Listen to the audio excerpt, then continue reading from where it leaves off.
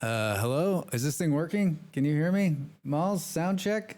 Check, check. Sitting right next to Malls in the same room. Check, check, check, check, check, check, check, sound check.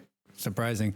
This computer was in a box, shipped across Europe, the microphone, the computer, and I literally did nothing. I just turned everything back on, plugged everything back in, and as we stand right now, it appears to be working, which is unbelievable to me because I'm just trying to think, like, I've never done this before. Usually I'm trying to think. We moved the computers a couple of times. Thank you.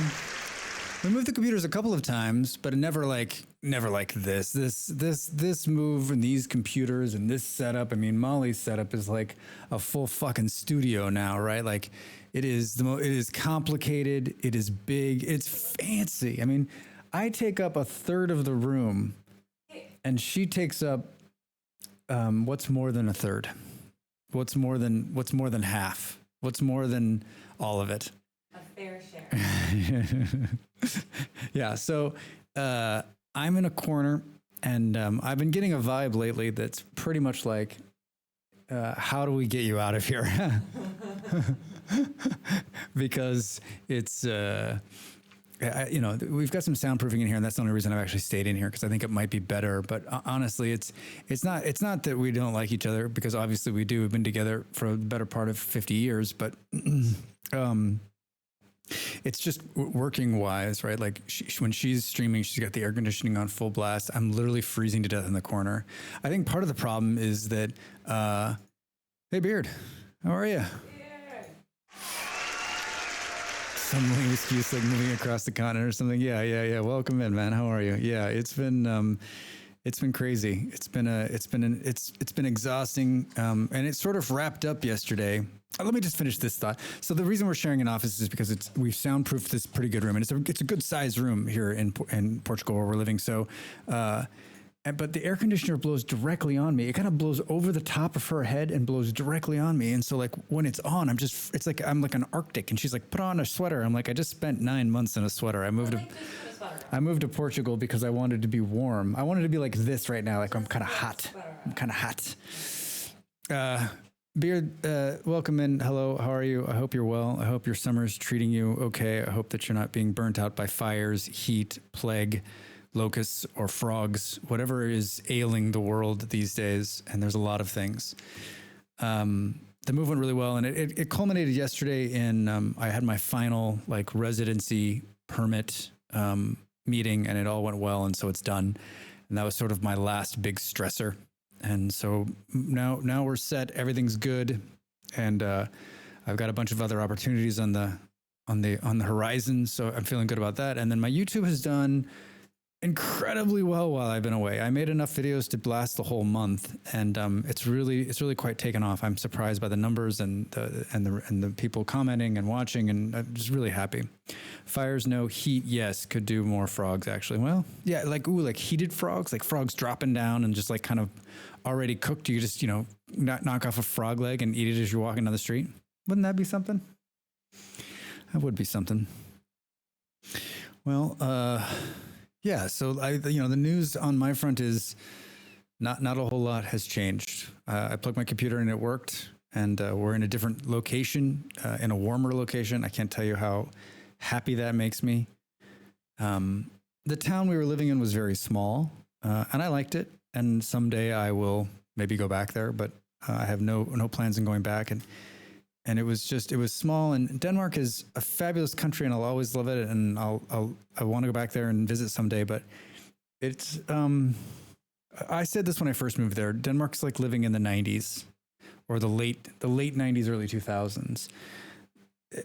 Everything closes really early. Nothing's really open. And I just got used to living that life. And I was looking for something the other night. I was on and I was like shopping for something, and the store was like, yeah, we're closed at 10 o'clock. You can come by and pick it up right now. And I was like, huh? What? So used to things closing at 6 p.m. Like everything just closes at 6, right? In Denmark, like shops close at 6 p.m. It's over. And like, there's a part of me that loves that. Like you have a life, You don't need all of this. But as the American in me, it took me a long time to get used to that. And now I'm so used to it that like I see something's open till 10 p.m. Like Lisbon's we're in Lisbon, so it's a big, huge city, right? There's tons of stuff going on here. So, so yeah, so far so good. We've been here a week and a couple of days, week and a half. And our place is really great, and the people are good, and we have a good friend who lives here, and so I think that living abroad, the first time has broken me of not having to.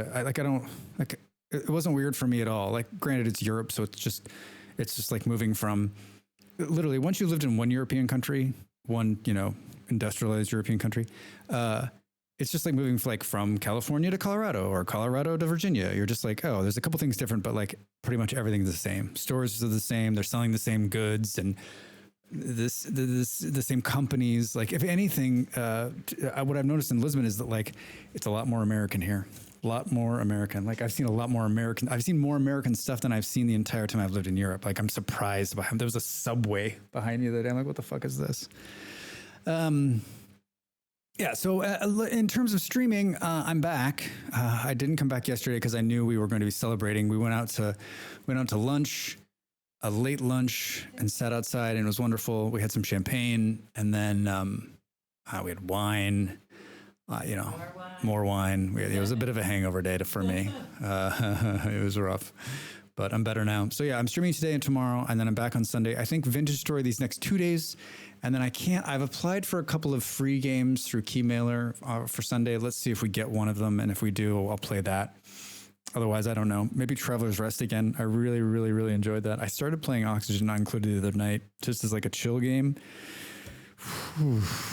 Man, that game just sucks me in. I think the first 50 days, maybe 100 days of Oxygen Not Included are my favorite. I love the setup and they get going. And then like, it gets really overly complicated, and you got to be game for it. You've been sucked into Satisfactory. It's been a long time since Satisfactory held me for more than a couple of days. But I mean, the first time I played Satisfactory, I played it for like, I don't know, 2 months straight, couldn't stop. And my thought on Satisfactory now is just release it. Yeah, release it. Number one, thanks, Smalls, and two. I think, when it gets a full release, I'm hoping to play all the way through. Yeah, it can be a little tedium, right? I think like once you get some stuff going and then I was watching Bits play the other night, and this man has thousands of hours in this game, thousands and thousands of hours.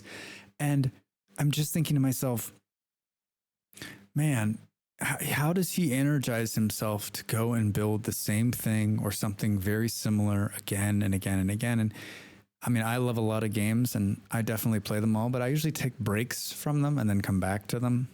Now you're back into base rebuild mode. Yeah, Beard, I'm the same way. You get to a point you're like, but then you're like, oh, you know what? I could start this new project over here. And then you just get really into it. You know what I love most about Satisfactory is that it goes from nothing, and then like after 8 hours of play or whatever, you look and you think, how the fuck did I build all of this? How did I get this entire infrastructure around me, right? You've got tubes and ramps and stairs and whole buildings, and you started with nothing. You literally had zero. It's what an incredibly successful. That's a surprise hit for me. I never thought I would love it as much as I do, and I still love it. I mean, we played it last month on and off, and I think the other thing that's great about it is it's just relaxing, right? The only person who's pushing you to do anything is you, right? And like the only real stress in the game is when the power goes out, and you need to make sure that the water generators aren't going to stop pumping water into the coal. It only lasts so long when you're into the mode of I've spent hours on this and accomplished nothing. Yeah. That's true. It's true. It's a fun game regardless.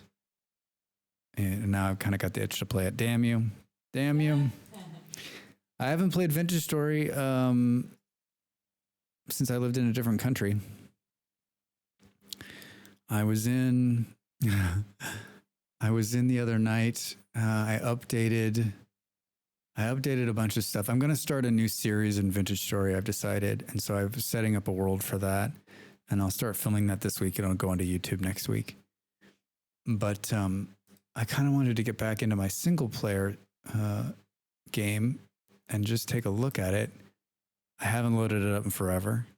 And I don't know how long I'm going to stream today because I'm just a tad bit brain dead. I actually rebounded a little bit this afternoon.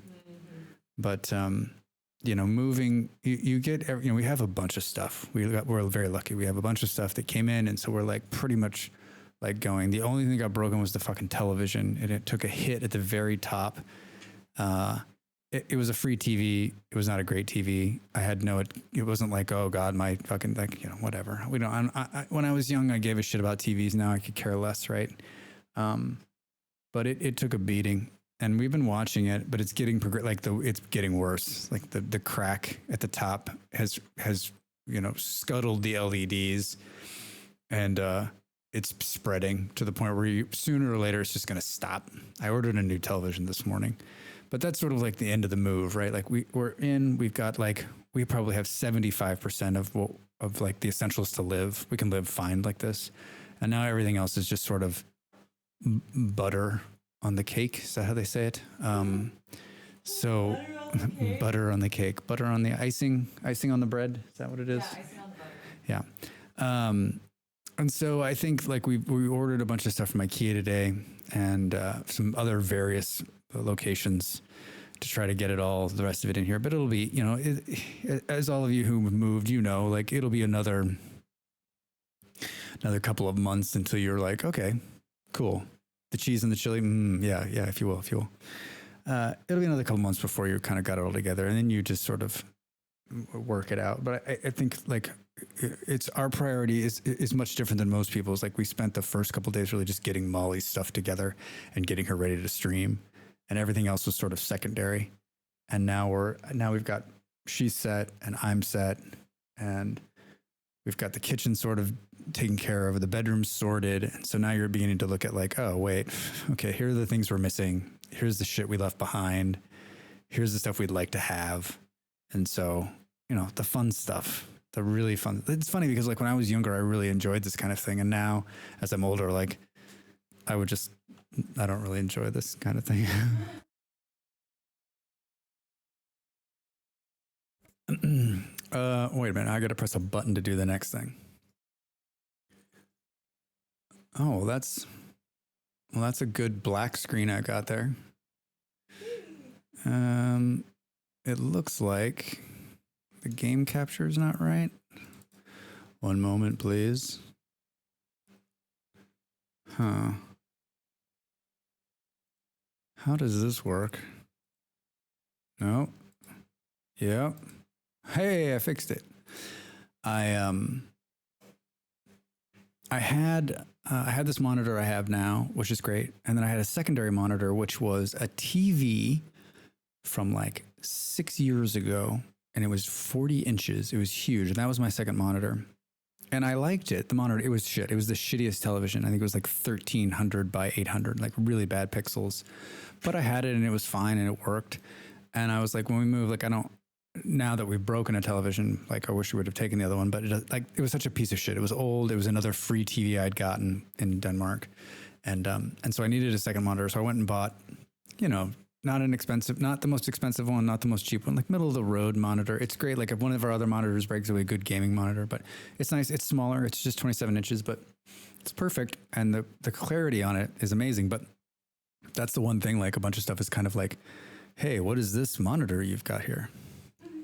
What is this monitor you've got here? Look, I've got both mods running. I've decided, so I've been running this mod right down here, which is another HUD mod, and I think it's very clean. It's a total pain in the ass to set up. And you can see it's got armor here, and then it tells you the date, and it's sunny, the time, if it's raining, the temperature, how fast the wind is blowing. Up here on the right, it tells you if you're wet, right?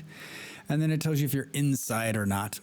And I think that it's cool, but it doesn't do a couple of things. I think it's great because it's so low profile, right? In comparison to this big blob up here, right? And I know you can take this background off and make this a little bit less, but I just think it's very clean. And you can set it up anywhere. You can put these anywhere on the screen, right? So you could decide, hey, I want them all cornered down here, or I want them running along the side, or I want them up here on the heads up. So like it's really cool. And I probably will tweak it a little bit more to make it more how I like it. Now, it doesn't do a couple of things. And one of the big ones I don't think, and I think Beard was talking about this, is that it doesn't show you the countdown to the Rift Storm. And I think you don't know how reliant you are upon that until you don't have it. And then you're like, wait, what the fuck is happening? So I'm going to start some music, I think. Oh, it's this song. I'm going to skip that song right away. So that's keeping me from saying, do I want to use this one because it's clean, or do I want to use this one because it has it has everything, right? Which is going to make us do this and turn off one of them probably for now. So it's called status HUD, and this one's called HUD clock. I'm going to turn that one off. Do.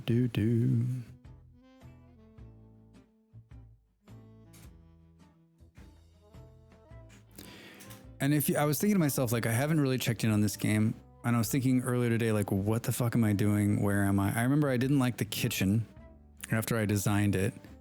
Is the game going to fall over? And I was thinking, like, probably need to redesign that. Hey, there's a mole man. And then we've got it looks like I was doing some gardening of some sort. Hey, guy. Oh, thanks. How'd that get over there? Hi. Oh, you know what? I don't think there's any game noise. Oh, I think I know what the problem is there. One moment, let's go to chatting again. I pressed the buttons that was supposed to make it do the thing it was supposed to do. Vintage Story is one of those games that, like, if you don't...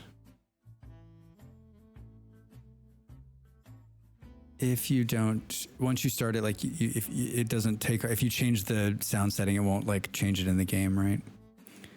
It's that one, which means there was nothing coming through either on the stream. All right, man, there's some hiccups, yeah.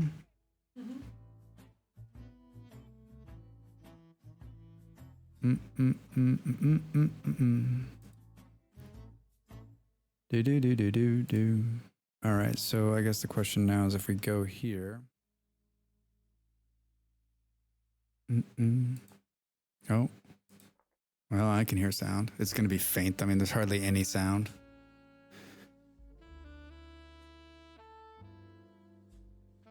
Bo, bo, bo, bo, bo, bo, bo.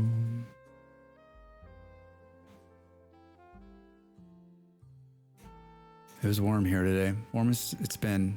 We didn't go outside. I think it got it to be 32. This is the first day we have not gone outside.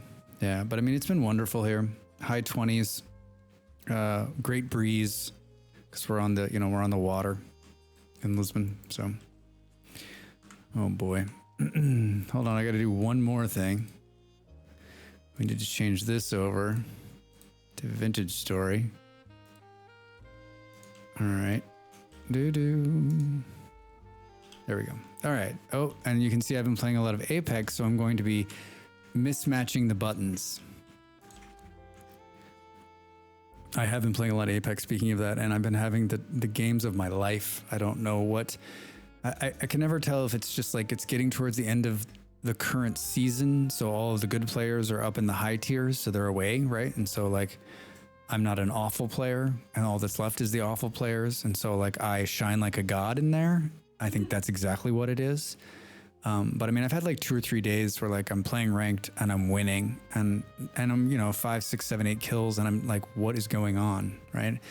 And so I think it's like a combination of, for those of you that play first-person shooters, like, and maybe I could be wrong on this, but, like, I just think you take enough time off and you come back and you're fresh and there's no frustration. And I think the current balance of the game is not bad. And like I said, I think a lot of the good players are up high, being frustrated. And so I'm down here, like, just, cleaning up. So yeah, it's been a ton of fun. And I'm in one of those grooves where, like, I can play for like 3 or 4 or 5 hours and not get burnt out.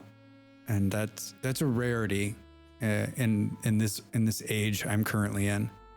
When I was young, yes. Looks like Drax left some food out. That's not surprising whatsoever. Oh, hello. We're doing some swimming out here in Mole Man Lake. Hi. Oh man, I am going to mismatch that button the whole time. Oh, my computer was just like, hey, what are you doing? You're playing this game? Do. All right, I can hear a little bit of sound. Looks like I left it. I mean, like, wait, I wasn't gone that long.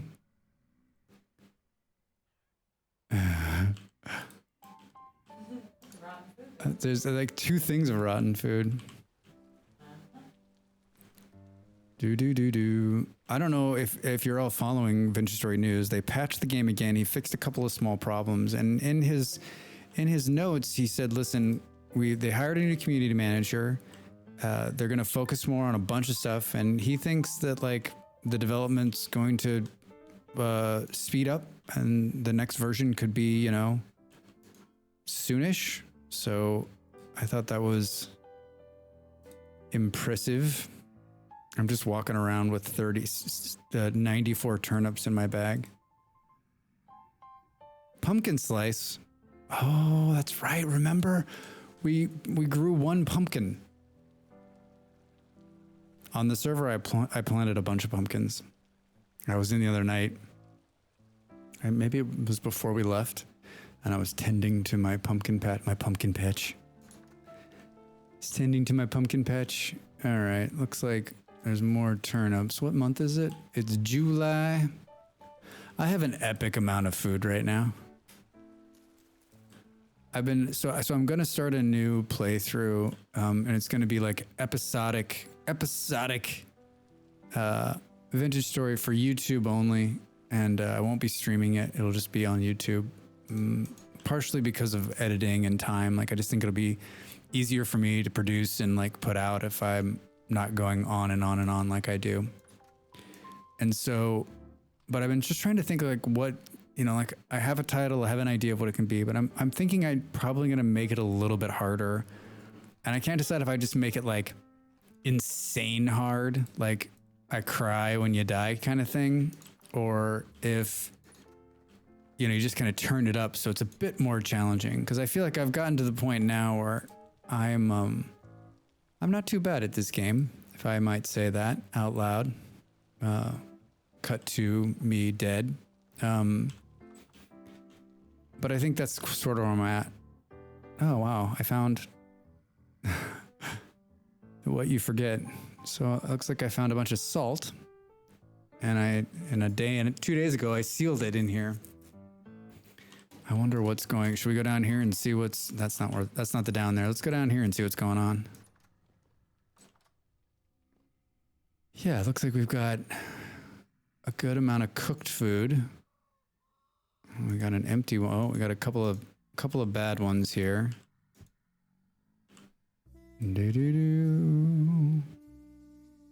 Oh, we got some rotten ones, and that's to be expected.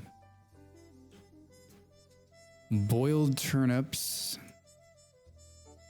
I don't see. It doesn't appear as though we're just looking for rotting ones. Looks like those are all good. And some space in here. I guess we'll throw some more of that since we're down here.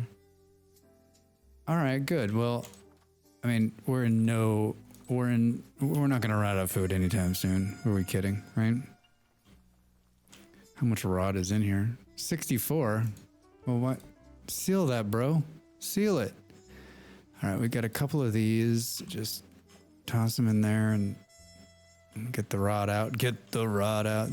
That used to, it feels like that sped up. It seems like there was a time when I was throwing the rod in there and it would sit, and you'd be like, okay, anytime now. Oh my God, there's another one. Come on, Drax. Come on, Drax. Yeah, like this. The game fucking heard me. It was like, oh, no, it's still that way, Drax. Yeah. Watch. All right. So I'm serious about redoing this kitchen. Oops. I think that my initial, when I designed it, I think like, we talked about this a bit. I was talking about like how it's a kitchen that you look at and this is a rich person's kitchen. It looks amazing. It's pretty. You want to hang out in it, but like, you're not going to cook a meal here, right? I mean, someone might bring food in that's catered and they'll take care of it. But yeah, no one's going to cook anything here. I'm going to say 2 words to Molly and have some coffee. Hold on.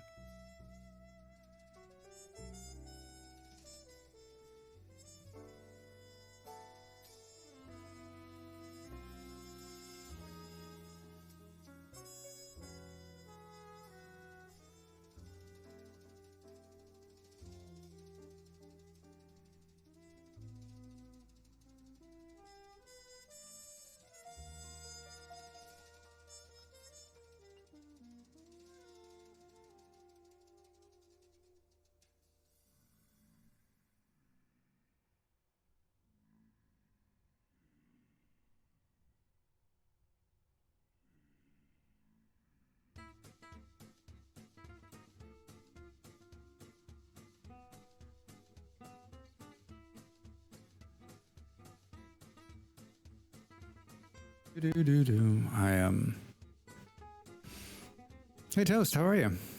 Welcome in. What's going on? What's new? How's your Wednesday? Purdy. Yeah, this is my purdy kitchen. And that's exactly what it is. It's like, but functionality wise, I mean, I guess it could be functional if there was many of us, but like, the 2-sided thing is kind of bullshit. It looks cool as an island, but in terms of like I'm such a kind of player that's like I want it to be functional but also look good.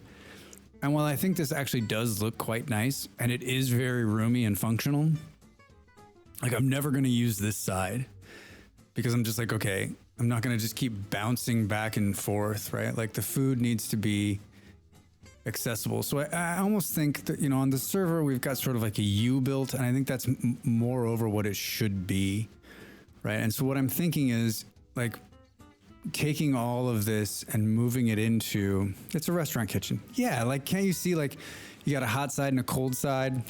You got a prep side, right? Like this working. You got a guy down here working the pizza oven. And then you actually want a door here, and this is where they'd come in, and maybe just like, this is where the orders would come up, and you could take them out. But I really do like the design, and I think that like I don't want to pat myself on my own back. Oh hell, I'll do it. I'm patting myself on my back right now. But I like it. I like it a lot, and I think because it's just me, it probably doesn't need to be this big, and I think it could be more like a U where you come in and you just say. You say something like, right, it's something like, whoops. Almost something like this. And underneath here are the 2 stalls, right? 2 cook pots here, some places to put stuff, and then maybe a little storage up top. Simple, easy. I don't do a lot of cooking, and most of the time, most of everything I'm cooking is rotting because I'm too lazy to put it away. But I just feel like this is also like, we're later game now. I would say I'm mid game at this point. And I have so much food and I have crops in the ground and it's just me who's eating. And so like, I think I'm not going to run out of food. I'm just not. And I'm growing pumpkins, at least one. So, I mean, that'll keep me alive for the rest of my life. All right, due to heat. Didn't I have... Let's see here, I got 16 more Terra Petra.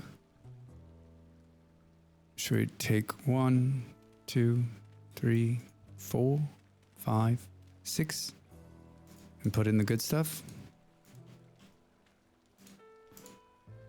I'm out there finding the good stuff.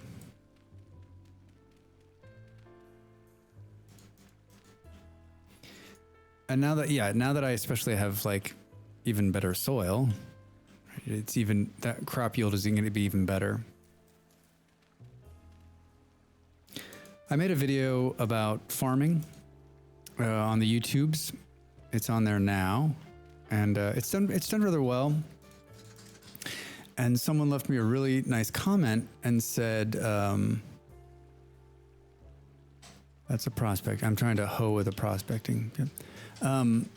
Someone left me a great comment talking about how, just talking about farms and like Real Pa's right there. I can hear Molly typing in the background. They left a really great comment about how, I've made these long strips here to make sure that the water stays it's at 100 because it's raining, but these stay at 75%. And what the person was saying is that with 1 block of water, it's at 75. But if it were 2 blocks, it'd be 50, and 3 blocks away from water, it would be 25. So by that rationale, this one should be at 50, right? And so you don't necessarily need to have these. You could have just 1 piece and then have 3 away. So we could get rid of one of these reservoirs. And I think that like, I'm not sure what's with the typing, with the loud typing over there. You're waking up the dead with that keyboard. Both Molly's keyboards got wrecked in the move. Her main keyboard got like completely destroyed, like bent, and her other keyboard's like missing a key. She had some bad keyboard. She had some bad keyboard luck. Seriously. It's so loud. Why are you using that keyboard? It's not on the keyboard. Computer. What was I saying? Anyway, so I understand, like, I get into these, you get into these philosophical questions in games about min-maxing, and I get what the person's saying, like, hey, you don't have, this is a waste of land, but like, maybe if you're feeding like 40 people or whatever, and you have a land problem, but there's not a land problem in Vintage Story. There's plenty of land. And as we're seeing here now, I mean, I'm in year, that's another thing. What year is it? I'm in year 1. So this is my 2nd year. This is my first big farm, and I've already produced enough food, like, to be pretty well taken care of.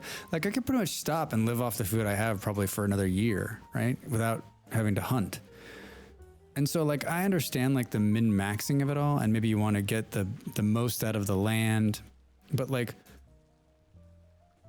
for me, it's 75% water means it's going to grow faster. And this isn't a big waste for me. It's one of those conversations where I'm just like, oh, I get it. Yes, you could do it in terms of land use better, but like, what the fuck does it matter? Right? Like, I mean, 25, 50, or 75% water, even if it's only 25% water, at least it's not dying, and you'll still grow enough food. I don't know if I'm making myself clear here, but like I'm happy to understand that, because especially like in the first early game when you're planning up, maybe you don't have a bucket or you're trying to get it close to water, like that makes a lot more sense. But like, as soon as you have a bucket and you can put as much water as you want down, like I just think always having a piece of thing touching water means it's going to be at 75%. Like, you're going to get the best yield out of it with the minimum amount of work. And maybe that's more over my point here, which is I'm lazy. Well, let's see here. We got K. Some more carrots, maybe. We have a lot of K. A K and an N. Let's see here. Oh, these are all going to be good. So let's just do here.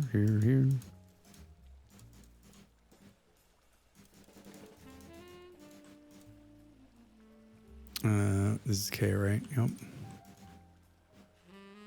I mean, both K and N are lower, so it doesn't really matter. Let's just... And that's the other thing. Like, they were talking about crop rotation and all this stuff. And, like... It's a long comment. It was a very long comment. It's a great comment. I'm happy to have the comment. Like, there's no negativity and, like, a really good information. I just, like... I mean, on regular difficulty, I just don't think it's all that... It's not that hard. And to be honest, like, crop rotation crop rotation's not needed in the very early part of the game. Medium density soil is easy to come by. And so you don't have to rotate the crop if you don't want to. You just destroy the soil, put it back in and hoe it out again. And then you've got 100% soil, right? I mean, the only time you're going to really start crop rotating is when you get soil like that's hard to come by or that you had to produce. And then you're going to want to think about crop rotation. And crop rotation really is just about making sure the crop grows faster or at a better speed, right? Or puts out a better yield. And so it's up to you whether you rotate the crop. And it's only one season. Like, it's really something that, like, once you, I mean... We're just standing outside having this conversation. Once you get to this part of the game and you've sort of, and this isn't even a really well protected area, right? Like, you've cleared off some land. There's always a chance a bear is going to come attack me. But I just think that, like, if you have a good understanding of the game and you've got some good practices in place, right? We've got storage for food in the kitchen and down below.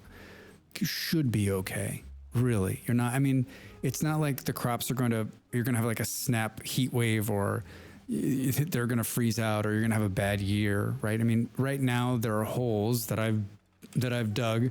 Here they are, pits, right? All over this map that are they're teeming with animals in July. I can go out there and kill them and I can have even more meat. So I'm just like, I love that part of the game. But it loses a little bit of its allure at this point because you're just like, I've got enough, right? I have too much probably. And that's not to say that there's, here's all these chickens I need to murder. Or liberate. Hi guys, how are you? Long time no see, huh? Do I have a butcher's? Yeah, I do not. You guys are lucky. Oh God, that scared the shit out of me. Hey Ben, how are ya? Thanks for the bits. Whew. How's your Wednesday? What's going on? What's new? How you been? How's July treating you? I love him. Look at him jumping like mad. Oh my God, that one flew way over there.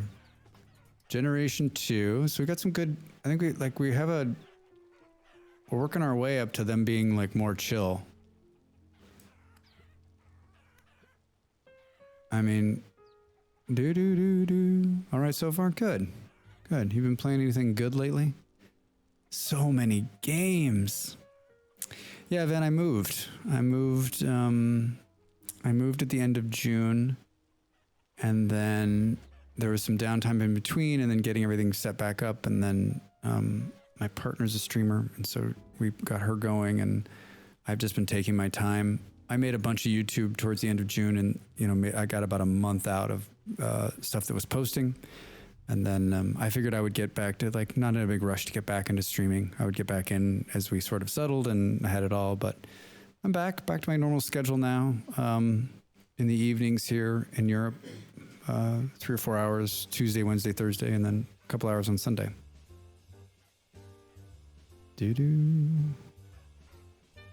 Oh, hi. Yeah. Note to self, don't kill the rooster. Don't kill the rooster. Boom, boom, boom. Remember when it was like last month, and I was like, don't kill the rooster. And that was like the first thing I killed. Some laughter over there, Moss.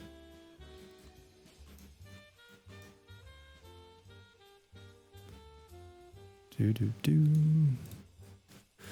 like we're making some chicken stew. Hello, hen. How are you?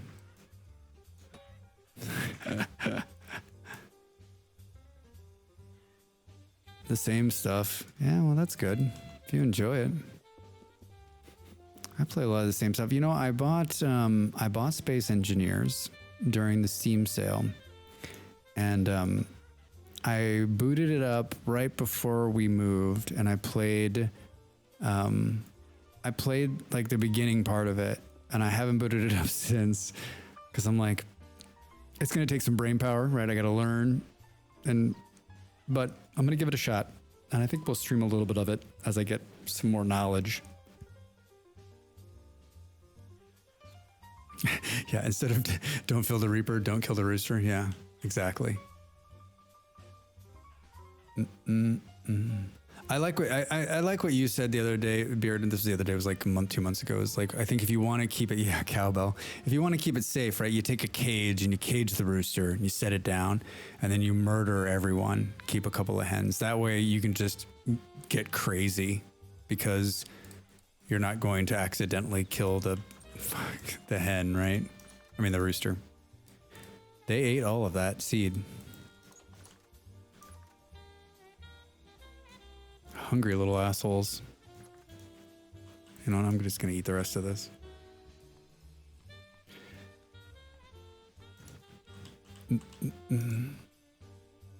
Yeah, I really like this HUD because it's clean, but I'm not quite sure it's just not quite sure. I'm still not quite sure about it. All right. The bed is in here. This is another room I need to redo. And it looks like I've been doing... I've got some leather in there. And some early stuff here. Let's... Yeah, that's right. The sheep do get mad. I was on the server... Yeah, I was on the server early this week or late last week. And it looks like the sheep on the server are... Yeah, they're all pregnant. And they're higher level now. Almost time to milk. That's still something I haven't done in this game, is milk something. Oh yeah, look at it. I do have a cleaver. I do have a cleaver. All right, here's my nice little workshop. Oh boy. I'm like, what's that? I'm dying. Boom, boom, boom, boom.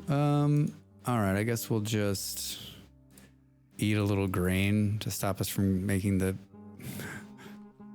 And then maybe cook some chicken. Cook some chicken.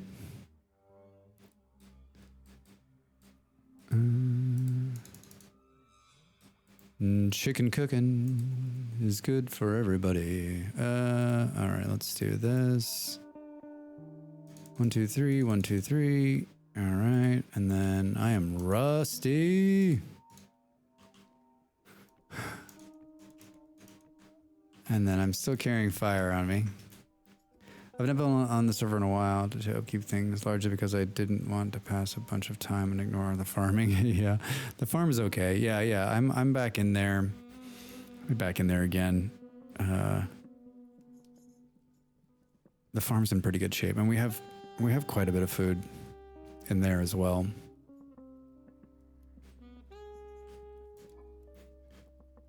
Boom, boom, boom, boom. Oh yeah, there's salt here. Salt and pumpkin slices. A little bit of meat.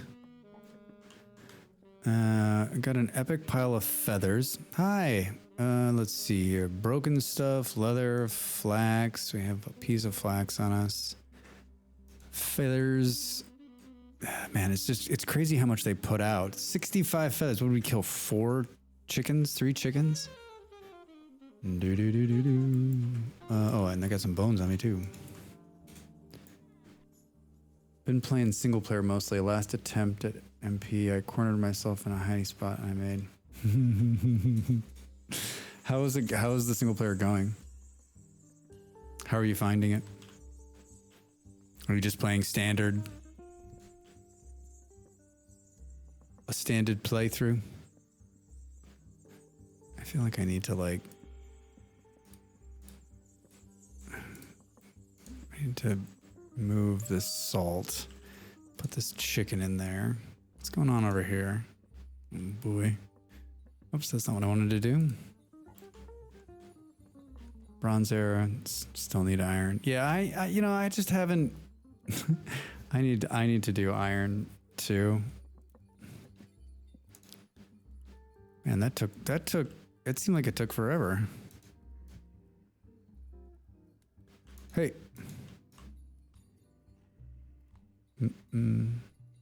Oh, you made brandy. How'd that go? I drank some of Beard's like awesome liquor a while back, and man, did it mess me up.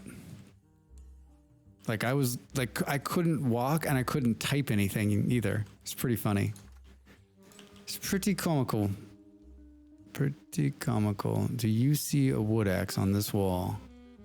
How is this possible? There's a spear. I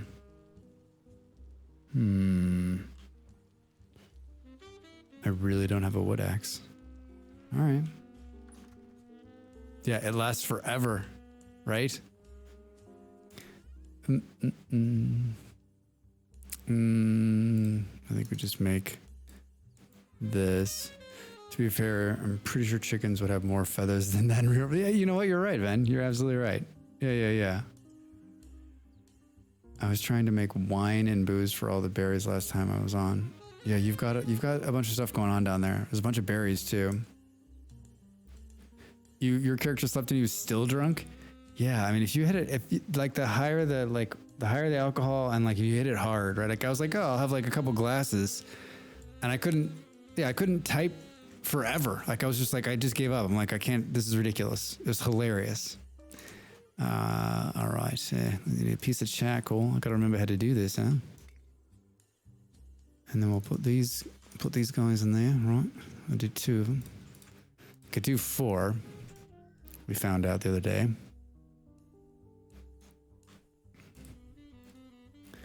All right, need this, and let's see, we got this hammer's almost dead. Take both hammers. We'll put this in the offhand. Let it heat up. A barrel of it. Oh my God. How's the carving? I've never really gotten into it. I've done a little bit here and there, and I know that like some people are like way into it. I was watching a guy play. I was watching a couple YouTube videos, and he did some amazing carving work. Like he's like an artist, right? Like I'm not an artist. Like my carving work would be like, that's a stick figure. Yeah, it's a stick figure in the side of the building.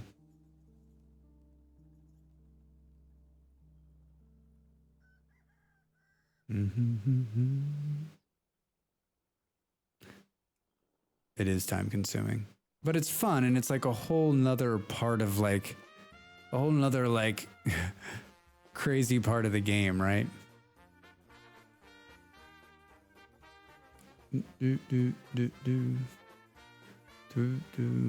Fattura. Factoro.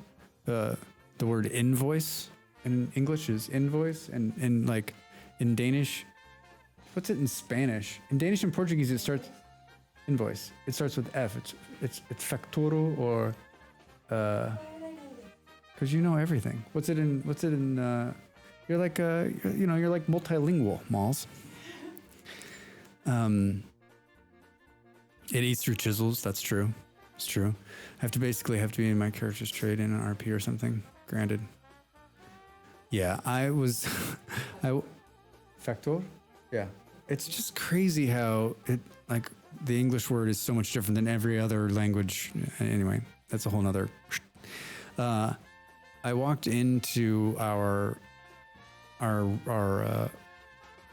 what the hell is it called? You know, where you make all this stuff, and we have a pile of steel, like a pile of steel ingots. It's amazing.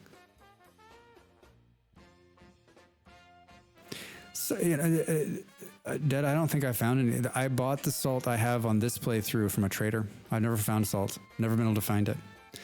Guess I should start working these before they go bad.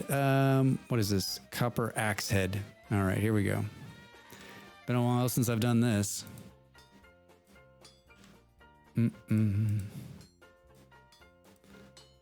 And I'm still not very good at it.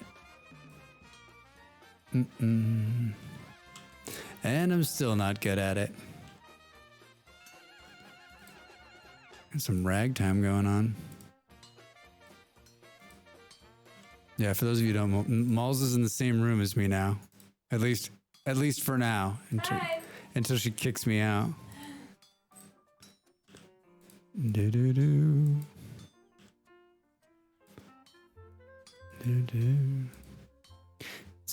I think our only problem we've been having this conversation is like when we're both doing YouTube, like I'll do, you know, we're both doing voiceover work. It's tough because like right now, especially she can't do anything. She's editing and building stuff, but she can't do any voiceover. So that kind of sucks. I don't know what we're going to use this other one for. I've never made a copper wrench. Let's make one of those since we're here, right? Whoops, that's not what I wanted to do. Let's totally screw it up and... Oh, is this really how easy a copper wrench is?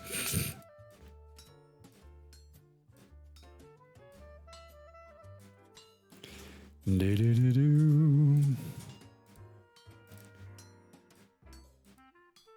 Oh yeah, this is mostly just like, what a complete waste. We were talking about this the other day. Like, I know there's a mod that allows you to take back these bits instead of wasting them. And something to be said about that, right? Because like in the real world, right? Like you knock these off, you throw them and you throw them back in, you heat them back up, and you make them into another. What's it? Bling found one salt mine, but I don't know if he mined it all or not. But never shared where it was. and now he's on a boat until September. So we may never know. We may never know. We were talking about getting, the IKEA sells these cool little partitions. They're pretty cheap and they do some good sound barriers.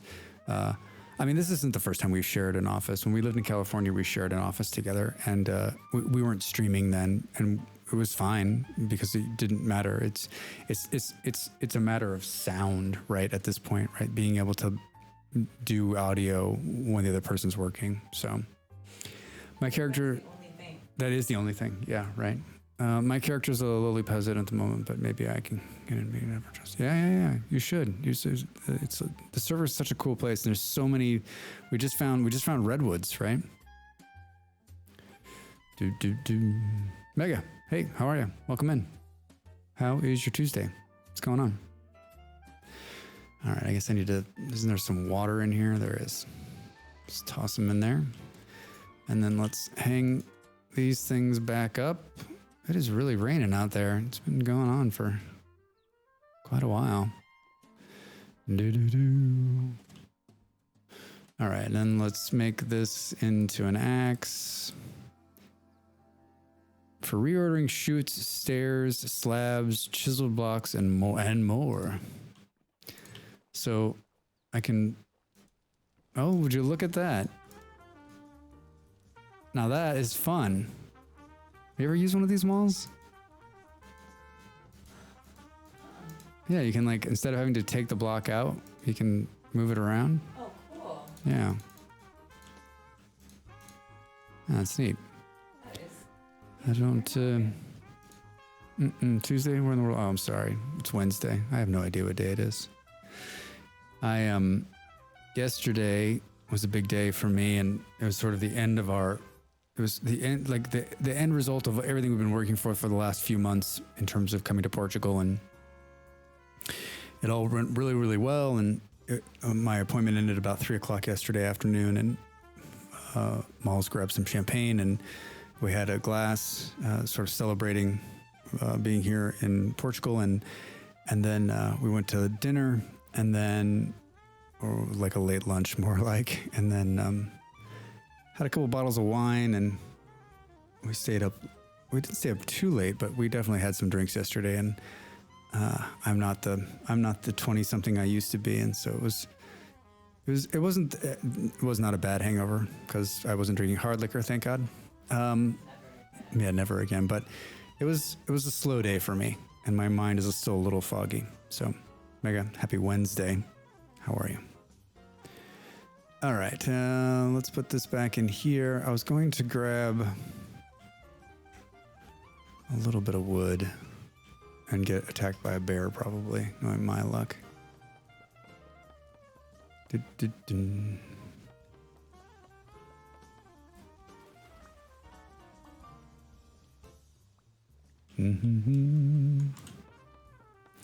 There was a bug in the game that they finally patched, and it was a bug that I was in love with. And the reason I'm thinking about it is because underneath this walkway here, a bear would usually get trapped right in here. And the bug was that, like, when they got stuck on a block, they would just run in place. And so he would get stuck there. And sometimes when they jump in a tree, they'd get stuck and they wouldn't be able to get out. And so it'd be great. You'd see the bear and you're like, oh shit. And you're like, oh wait, he's stuck. And you could just go and kill him. Well, unfortunately, or fortunately, depending on which way you land, yeah, they fixed it. So the bear won't get stuck anymore. When you see a bear, your initial reaction should be run. Yeah, it was nice. Well, they fixed it. I was reading the patch notes. This wasn't this latest patch. This was the patch before last. I was reading the patch notes and I was like, come on, no.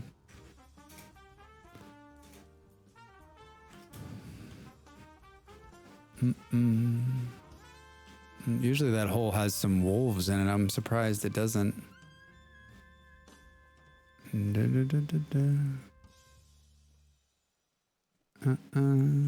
This is where, remember, this is where I died over and over and over again, because yeah, there's a pack of wolves over there. You see them? So the game spawns animals in basically the same spots. And so there's always, I don't think I can get him without hitting the tree. Yeah.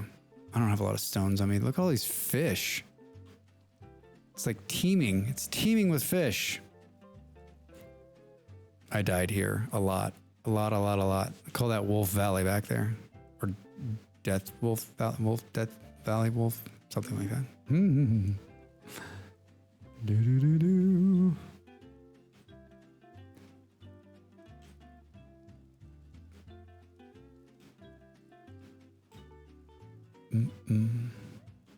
Yeah, I wanted to put a little bit more wood in here,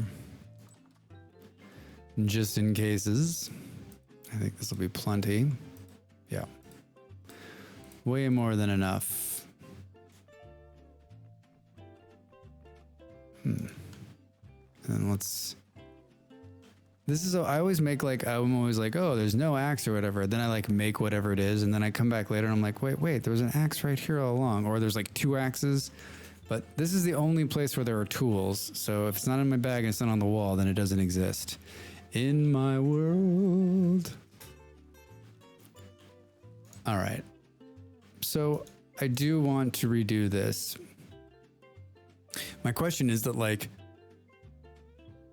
when I take this out and I move it, the room is already a little like off kilter from my original idea. Whoa, did you see the rain just come through the wall?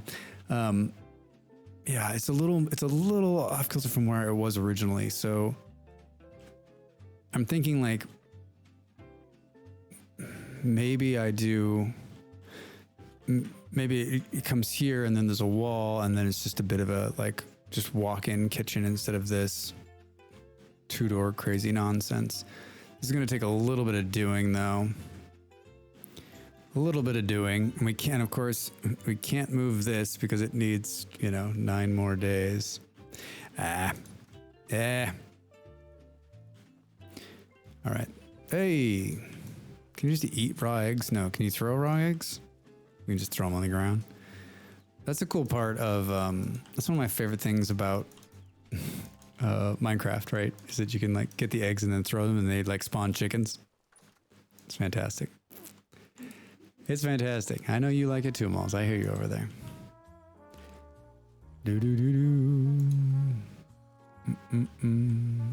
All right, and so this has, this leather's done.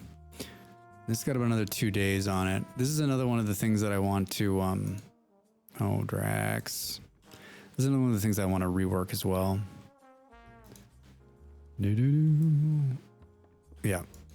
Yeah, I'm just doing weird stuff with wood. Hi, do we have a leather? Show me leather grass. Oh, I see it. Oh God, look how much leather we have.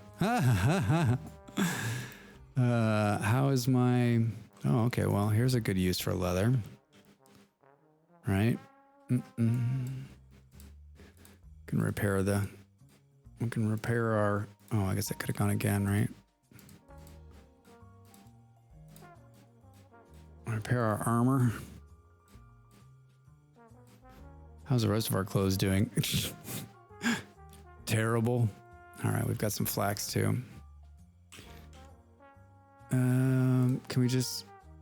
No, it has to be... We got to do this. Yeah.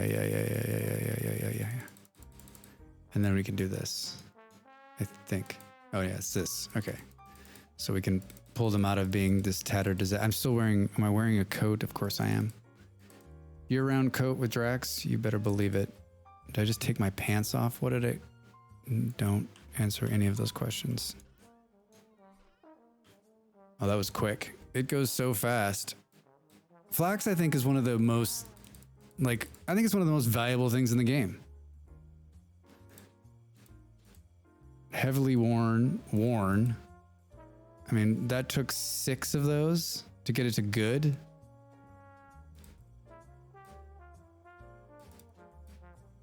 All right, so that kind of brought... Man, that's still tattered. It brought us, like, we're actually, like, not naked. We could do it again. We have plenty of flax. I guess let's bring it all up.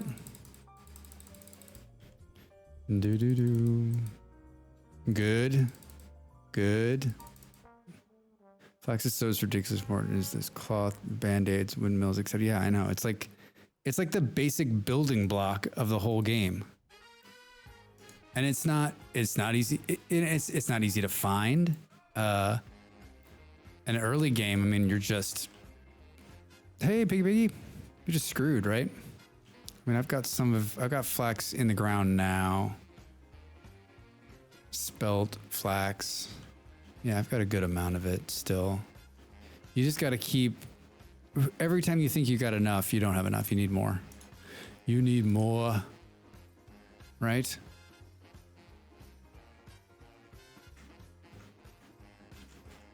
Remember this area? Mm-hmm. There's a tree growing down here now.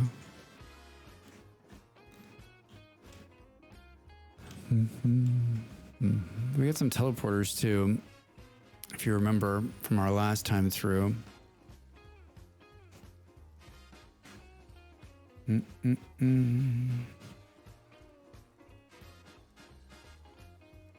used to have... Oh yes, it comes down here, and then there's one here, and then there's another one. Remember, I found 2. I think I found 3 total now on this playthrough. I don't think that this one, armor, food, clothes, awesomeness, flax is under one essential plant. It is. It looks like I haven't finished this little walkway. There's another one over there. There's also bears over there. It looks like it's getting dark. I think I'm going to take a quick break, run some more ads, and maybe stand up a little bit. Stand up. Oh, take a stretch.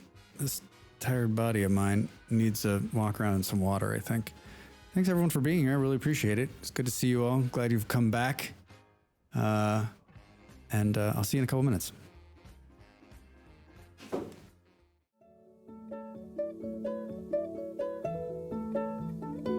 Time to make the donuts.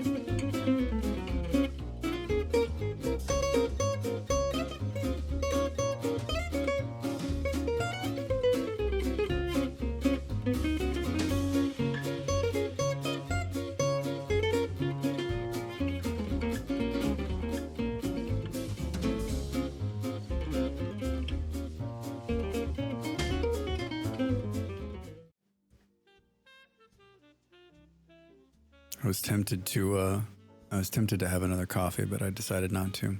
Hey, NorCal Mark, how are you? How's your Wednesday? What's going on? How's the summer treating you? How's Northern California?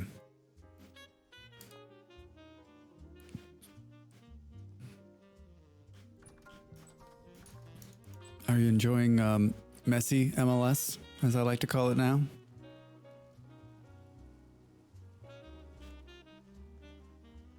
I was going to sleep it out.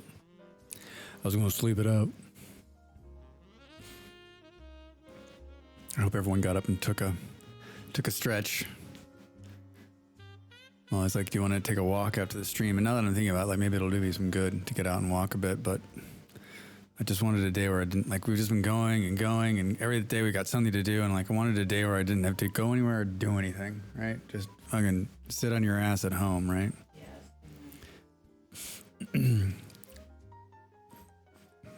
Mark, I've been really well. Thank you for asking. Yeah, everything's going swimmingly over here.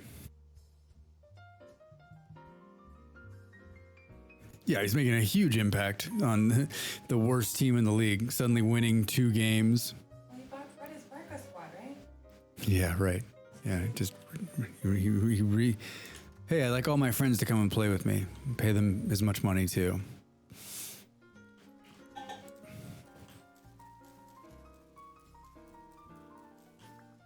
Oh, don't pull it out of the ground, Drax. Just the vibrant, how vibrant the summer is in this game is just crazy. Are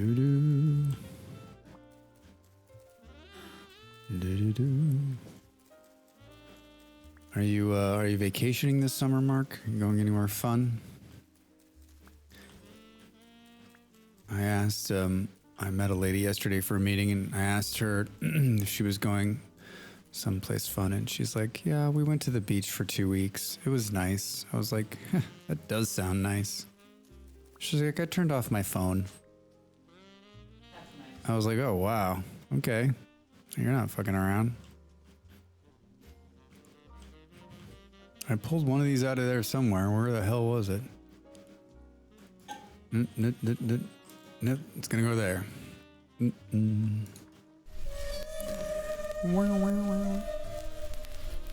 Hey, Mousebeast, how are you? Thanks for the follow. Oh, I've reached 150. All right, thank you. Welcome in. I hope you're enjoying the stream. Sort of a mellow stream today. I am not horribly hungover, but definitely have like a little bit of, probably had too much wine yesterday. Marcus, how the hell are you? Thanks for 3 months. Welcome in. Thank you. Drax. Thank you for being here. Thanks for the sub. Appreciate it. It's good to be back. Yeah. I was saying at the very beginning of stream, like how crazy it is to like move your computer and your entire setup. And Molly, for the most part too, like we both moved our setups. Now her setup's way more sophisticated than mine, but like it was very easy to like get it back into place, get it set up, and get it kind of going. I mean, I like plugged everything in. I had 2 tiny little problems that we fixed like right away, and like, boom, here we are streaming again. So I think, I mean, there's, I was just looking at my AFK screen while I was like, oh, it's so cool. And I was like, just thinking like all the work I've already put into it. Like I'm reaping the benefits of all of the work I've done, right? Because it's working and everything's kind of smooth and it's good. I'm knocking on wood right now. We took a trip last week, had a relaxing time. Summer vacations are necessary, super necessary. In most countries in Europe, like it's kind of it's mandatory in a lot of places, right? Like, I don't know if you guys caught your Satisfactory streamers or Satisfactory players that the Satisfactory guys were talking, like, they're like, hey, listen, we're going to update this thing. And then, everyone gets 5 weeks in the summer and they're all going to take it. So like, just chill out and realize everyone's going to be gone. And it's the same way in Denmark, right? People are just gone for weeks on end and they're out. I went to my first week in Denmark was the very beginning of June or middle of June. And there was like all of my emails bounced back. Like no one returned my phone calls. I'm like, what the heck's going on? They're like, well, there's nobody here. I'm like, but we're going to play football soon. What the hell? They're like, yeah, you'll figure it out. And I did. It's funny. It's funny, Mark. Yeah, we've lost that focus on the importance of vacation. Although it does seem like we're beginning to turn a corner now, where more and more companies are realizing that like a burnt out, washed up employee is no good to them, and working them 80 hours a week without a vacation is not going to be helpful. And but yeah, I think I just it's hard for me to like, as I've gotten older, to like really, you know, and I'm an American who's worked too much, who still works too much, and it's hard for me to understand that like think about your life for a second. It's 365 days in a year, and you get about 20 of those days, 30 of those days that are yours, and the rest of the time you're just working. Like, that's insane. We're insane. We are insane. Jealous, but also glad to have the opportunity. Mandatory sabbaticals would be fantastic. Yeah, I agree. With way less children. Well, that's your own doing, Marcus. But yeah, it's funny how I have my accountant in Denmark would come to me twice a year and say, here's where we're at. And we're a little different. We were different because we're a football team. And so you've got guys who they'll take vacations when they can. But they're like, you know, these guys are way over. They have to take them. We have to get them to take vacation. They have to do it. It's a law, right? Like we can get fined, we can get in trouble. And so I'd have to go to them and they'd have to like figure it out and find space and take the time. And actually I had to force them to leave. They wouldn't go away.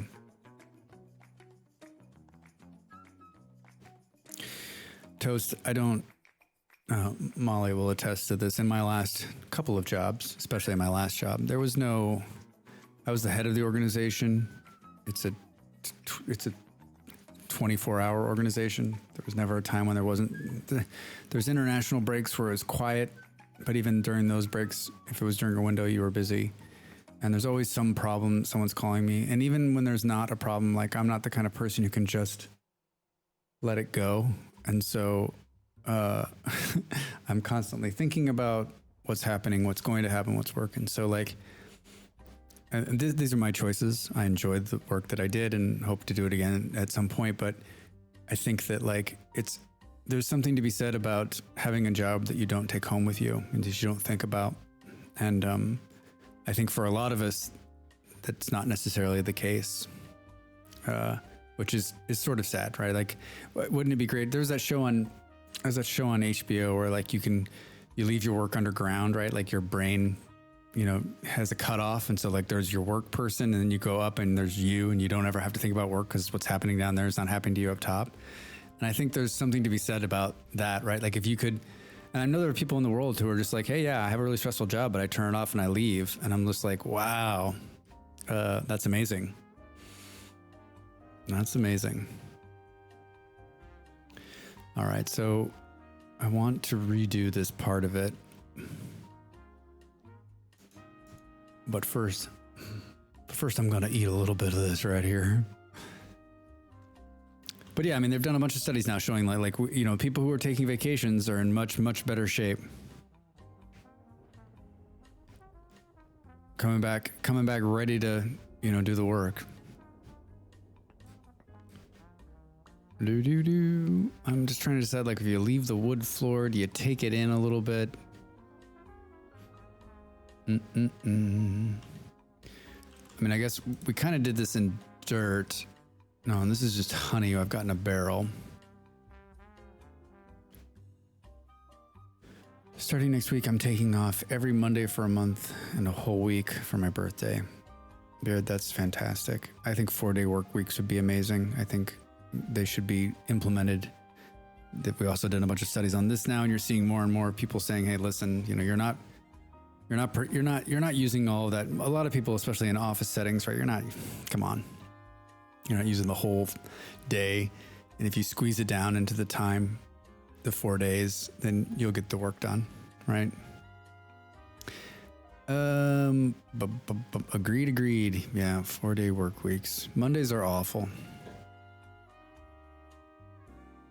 Yeah, it's great. It's really good. All right, we're redoing the kitchen here. for those of you just joining us.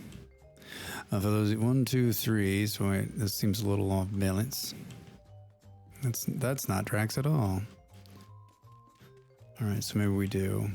Yes, I know I have a shovel. Something like this.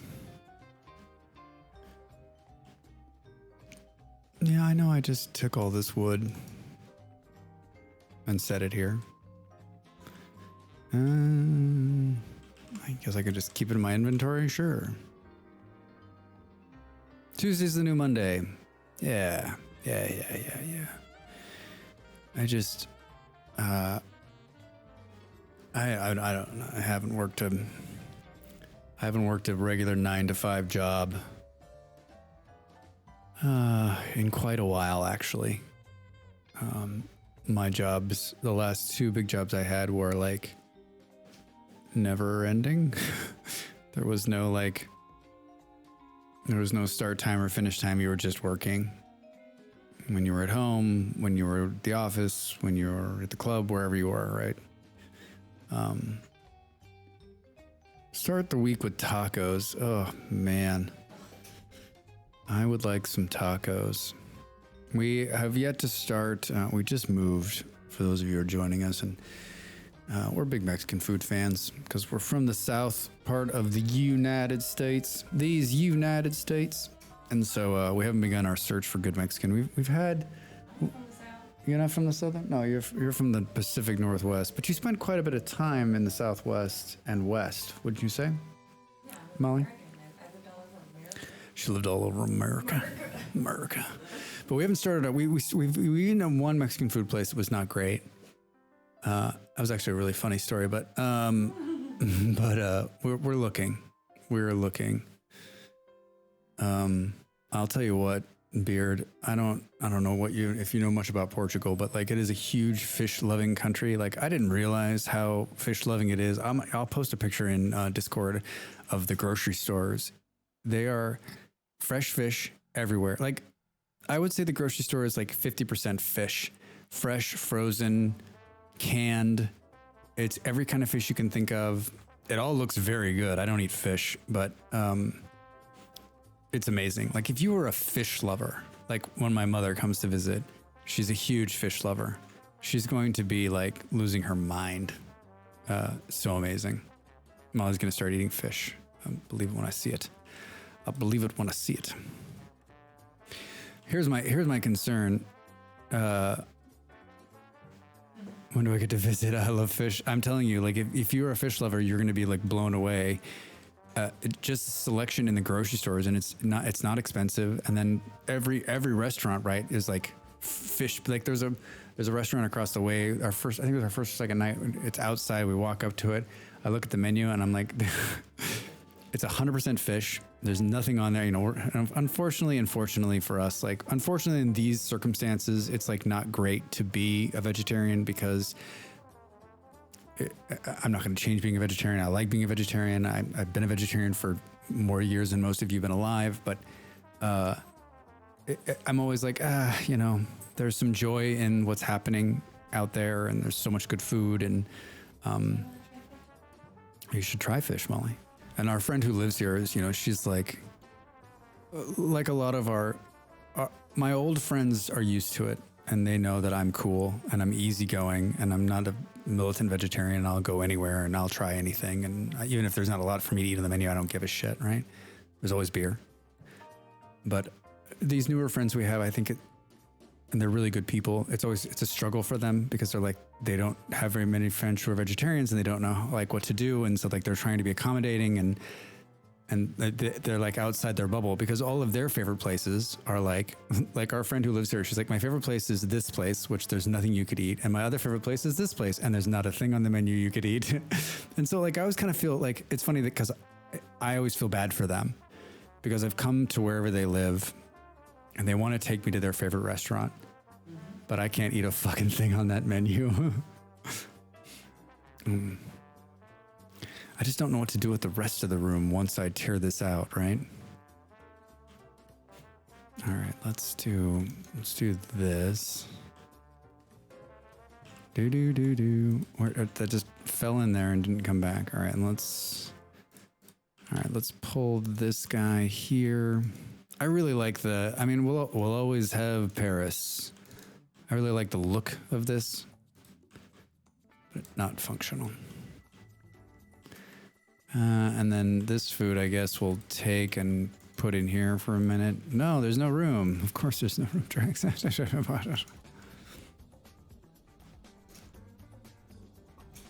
Yeah, huge part. You're right, Beard. A huge part of culture is food, right? And so, like, you want to be able to share it. But I think the good thing about Lisbon is it's a giant city, and there's literally a billion restaurants here. And we had we took the metro for the first time on Saturday, and we'd come off right in central Lisbon, right in the main part. And I was just looking at the map, and there's, I swear to God, there must have been 4 or 5 vegetarian restaurants like right in there. There was a vegetarian buffet, which we've got to definitely try. Like everything was vegetarian, which is so like such a, for those of you who don't know, I mean, like to walk into a restaurant and know that everything is vegetarian is like it's pretty awesome. And it's only happened to me a few times in my life where I've been in a good place where, you know, like one of the best times I was in Singapore a number of years ago, and the friend of my dad's was like, I have a special place for you. I've taken lots of people there. It's amazing. It's this giant Chinese restaurant, huge restaurant, very nice. The menu was, I don't know, 10 pages. And he's like, you can eat every single thing on this menu because he's like, there's no meat in this entire restaurant. And it was great. I just ordered, and we ate and we ate and we ate and we ate and we ate. And then we ate some more. All right, so let's see what this looks like. Let's see what this looks like. I'm just gonna spear the hell out of that for a second there. All right, and so then I think maybe in the corners we do a little do a little wood accent here since we've got it. We're gonna need this.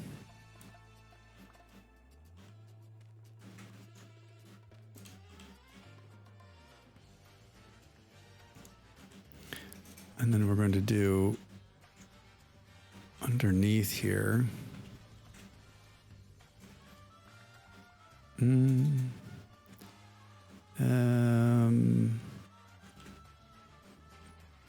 maybe we do the whole thing in wood this time.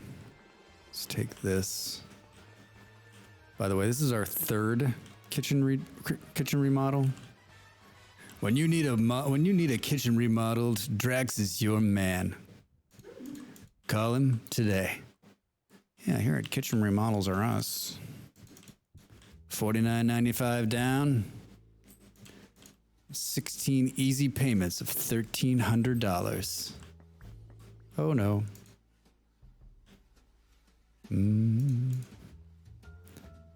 All right, and then our bags are stupidly full. Can we take all of this? We can, but then we can't grab that. Oh, we'll get a couple carrots. Perfect. And then whoops, hey. We'll take this. Perfect. And we'll put it there. And then let's put all of this stuff in there. Nope, hey. Oh, suddenly I have a lot of bandages. What's that about? Am I missing any other food? No. And it looks like I was keeping some torches in there just in case. Okay.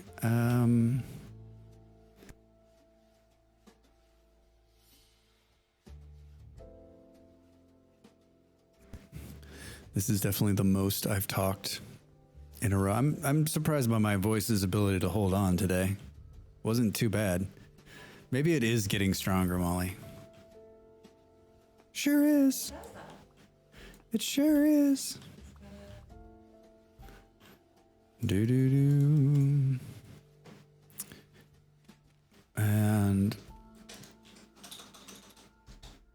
now maybe we do I wanted to put some water. Well, maybe we'll do like the pizza stuff in a different area. Looks like I can pull these ones here. I would wager to guess we probably have more of these. Whoops, more of this wood. Do we want this to line up? Hello, Drax. You're doing it wrong. Yeah, I think that's good. Do do do.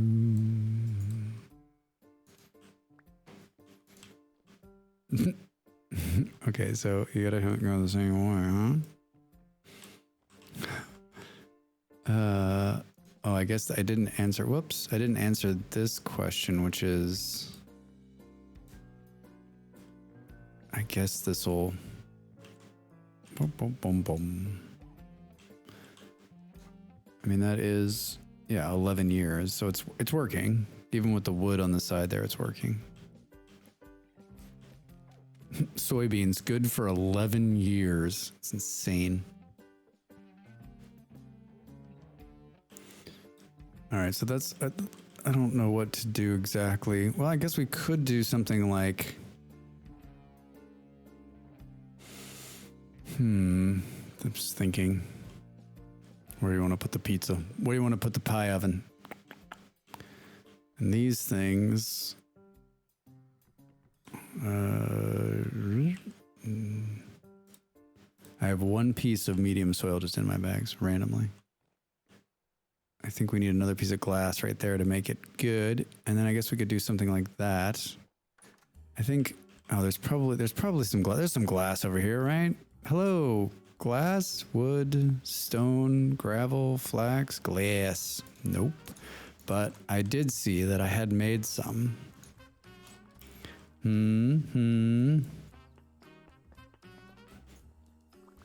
Perfect, perfect.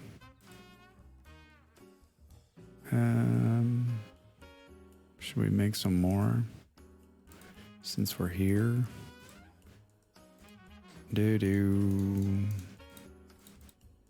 There's a tapper, and then there's something like, I don't know, something like this. Yeah. Way to go, Drax. Way to go.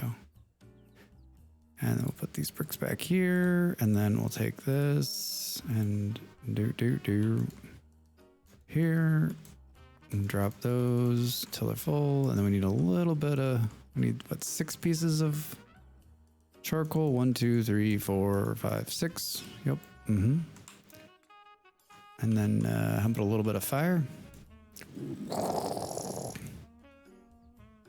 Gotta have the sound effects. All right, so the next time I need more glass, I'll have 12 more pieces, eh? Congrats on the move. I admire you too for adventuring spirits. I'm hesitant to visit places where I don't speak the language, which is extremely limiting. I need to overcome that fear. Mark, you absolutely need to overcome it. I was just commenting to Molly the other day, like in every major city in Europe, in the big cities, in like the heart of the cities where all the tourists are, especially in the summer, there's 350 of us, million Americans, and we flood Europe. When we were in Ireland in October, there were more Americans around me than there were Irish people in the touristy type areas. And this is a big, huge place, right? In Denmark, you can visit Denmark, no problem. Everyone is taught English. They need English to graduate from high school, so all of them do. In Paris, I know this is going to sound crazy, but I've been to Paris a couple of times, and I'm telling you, so many people. In Paris is a little. In Denmark, you can just start speaking English, and they'll speak it right back to you. In Paris, you should always try to lead with like, I don't speak French, can you help? And then most likely they will change over. Young people in Paris will just speak English to you because they can tell from a mile away you're an American. Lisbon, for the most part, it's 80-20, but in all the tourist places, like, even if they don't, it doesn't matter. Like, it's universal most of the time. Like, they'll help you out. But most people, in Portugal, it's the same as Denmark. Anyone under the age of 40 will speak English because it's required that you have English to graduate high school here also. So I think you could travel from what I understand, most of Spain. I was in Italy a couple times last year. I didn't have any problems there either. I mean, I was in like bumfuck nowhere Italy too. And I mean, not a lot of people spoke English, but like we went to the grocery store, we went to restaurants, like we were fine. Then they don't. People are cool. I think the other day Molly was in the bakery here, and the lady didn't speak English, but the lady in line was like, "I can help you," and she spoke Portuguese to them. But I mean, like even in the end, like You can just point it. you just point at things, and like people are, everyone thinks that people are not going to be responsive or happy. People are just, especially if you're buying something, right? Like if you're in a bakery or a grocery store or a restaurant, they're so happy. I mean, people are just happy to help you. I mean, like think about it. If you owned a business and someone came in who wanted to eat or buy a good from you, like of course you're going to treat them with respect, even if they don't speak the language. You're going to try to help them out. What do you need? Oh, just let's walk through and I'll point you through. Like everyone, in all the time I've been, I was in Germany a couple of years ago. I never had any problems. Like it is hard to get over that, but I'm telling you, it's start someplace. I always say if you want to come to Europe, start someplace fun and easy, right? You can do the easy one, which is either Ireland or Great Britain, and any one of the Nordics, Sweden, Norway, or Denmark. They're all going to speak English, no problem. Like literally no problem. In all of the major cities, everything is in whatever the language is, and plus it is in English. Even in France, all of the signs in the subway and everything's in English. And we can thank the British for one thing, and that is that I think without them there would hardly be any English in Europe. But because the British were in the EU for such a long time and also traveled so extensively, especially in southern Spain and Portugal, that like at the airport in Portugal, it tells you to look the other way because there's so many British tourists who get hit not looking the right way. If you've ever been to Great Britain, you'll know it's like in the really higher tourist areas, it tells you to look because they're driving the wrong side of the road. So it tells you to look the opposite way because you'll step out in front of the car. In Portugal, in the Portuguese airport, it's the opposite way. I was like, why is it telling me to look that way? That's fucking stupid. Of course I'm going to look that way. That's where the track. I'm like, oh, the British.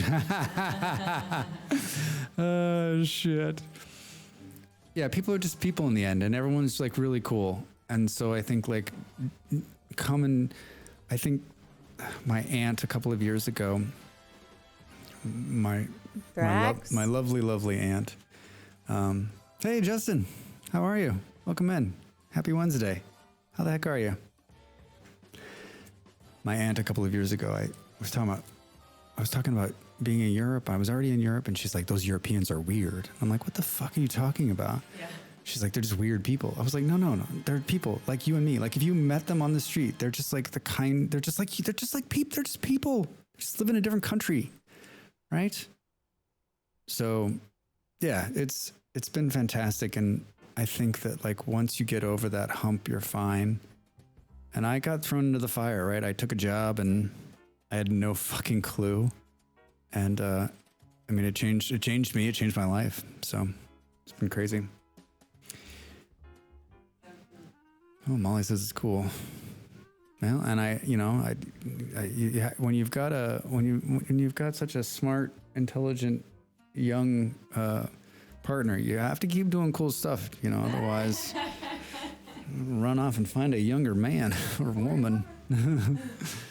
I'm doing okay. Tweaked my back a bit sleeping yesterday, so I only worked half day. Otherwise, all's good. Man, I tell you what, Justin, getting older, right? Baldrax and I are always talking about this, right? Like, how'd you hurt yourself? I don't know. I got out of bed. Yeah, they don't tell you about it. I was reading someone's tweet the other day. Like, yeah, I was walking and my body was creaking, right?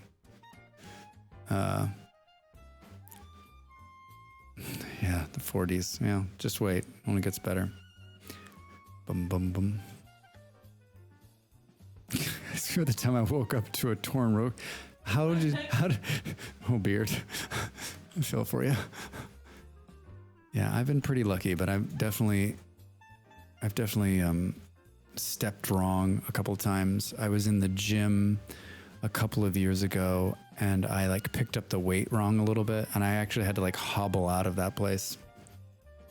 You slept in your arm wrong? Oof. I've been there. All right, I think this is okay. So let's just, how much room do we have here? Oh, we're doing this. We're gonna put an extra piece of. We're gonna shore that piece of glass up. Puppet Muncher, how are you, man? What a name.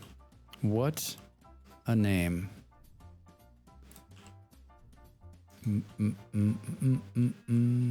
Let's take this one out. And this one. It was awful. I couldn't only move my arm a certain ways without it hurting. It's basically useless until I got a steroid shot. Ugh, God. Little glute sneezing once a few years ago. My ex said I was all butthurt about her not giving me. That's funny. That hurts.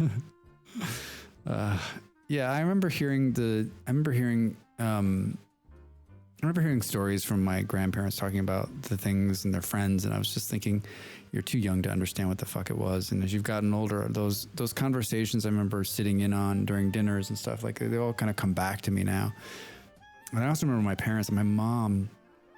She was doing something. She pulled her back out when I was young, and she laid on the floor of our living room because she couldn't get into bed. She laid there for like, I don't know, 3 or 4 days as just the spasm tried to work it out. And I remember like they'd called the doctor, and the doctor was like, yep, lay on a board. Good luck. Here's a muscle relaxant. I'm just like, modern medicine, man. Fuck. I kind of stole my name actually from a guy called Muppet Puncher. Oh, all right. I can't decide if that's better or worse. Do do do. Do do do do do do. All right, hold on. Let's put that there. Oh, Toast. I get the same thing. I woke up today. If I don't drink enough water, right? Like especially like if I've been drinking like I have the last couple of days, you know. I'll wake up in the middle of the night and it'll be like, hey, remember me? You didn't drink enough water today, asshole. I'm like, ah, oh, come on. Come on.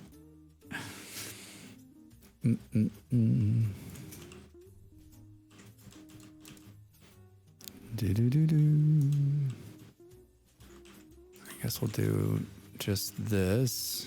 We're going to have to take some of these off. As always, working with full bags because I wouldn't want to empty anything out before I got started. Yeah, water and potassium are your best friends to combat that stuff for sure. Absolutely. That's what you always remind yourself, like drink lots of water. Like I know a couple people that are my age that are like, oh, I just don't drink. I'm not a big fan of water. I don't drink water. I'm like, what kind of life? How are you living, man? How are you living? Molly and I drink too much water, I think, to be honest. Hey, man, thanks for the follow. Appreciate it. Welcome in.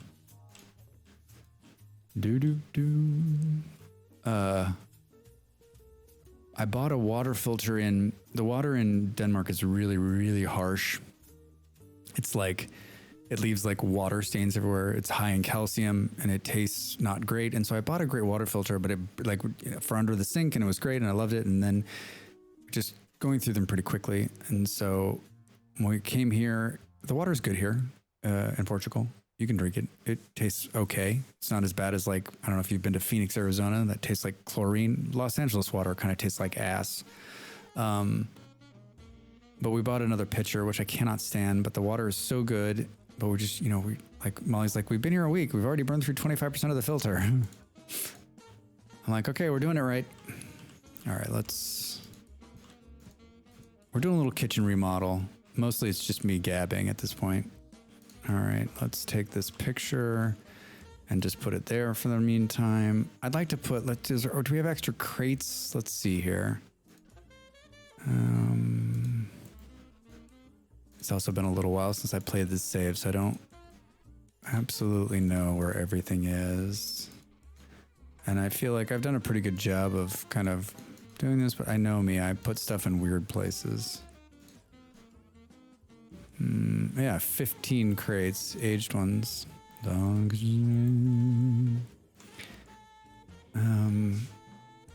I've been putting the wood like in the ground, which I kind of like. Maybe we'll put it, let's see what it looks like if we put one right there. And then we come and we say,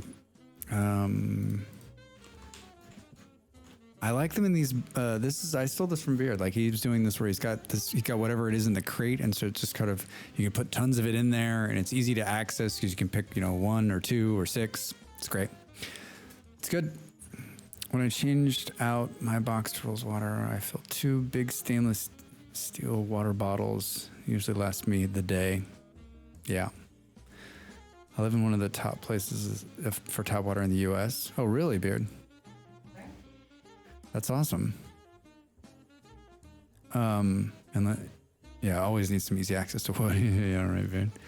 My parents live in Colorado, and I think that the water where they are is actually quite good. It always tastes very well. And I'm trying to think, like in San Francisco, the water wasn't bad. We had a filter.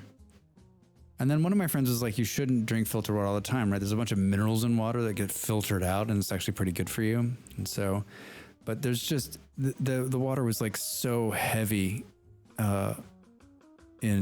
drank filterless water the last couple of months we were in Denmark. Like it won't, it's fine. It's fine, but I like filtered water. I like the taste of it. It's more crisp. I'm a water snob. I am a water snob. Well, I was like, you are a water snob. Easy access to wood. Oh, that's hilarious, Drax. Do. Yeah, I think this. All right, so I want to take this one out, but I'm pretty sure it's going to overfill my bags. Let's do this. Let's do this famous move here. I think we probably got stones. Can we take let's take, so we got some of those woods. Well, let's actually put this glass in the glass container. Like that. All right, that's better. That's better. Now I think we can tear this out and put it in there and then fill these guys back in. I see a mole man out there wandering around. Hello, guy. All right, that actually worked. Holy crap. Yeah, and this is also good, right? 1 year, so it's working. 20 hours. Yeesh. Don't recommend Texas water for experience. Yeah, I've not heard good things.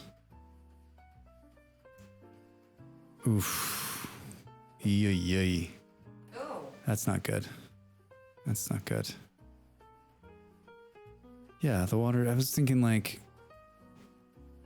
I was in Mexico a number of times, like about 4 years ago. I've been in Mexico a number of times, and of course you can't drink the water there.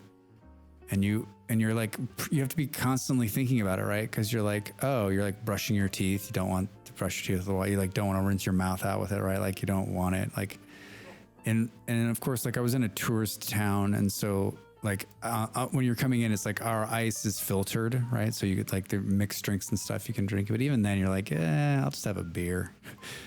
Thanks. I don't think I want to be.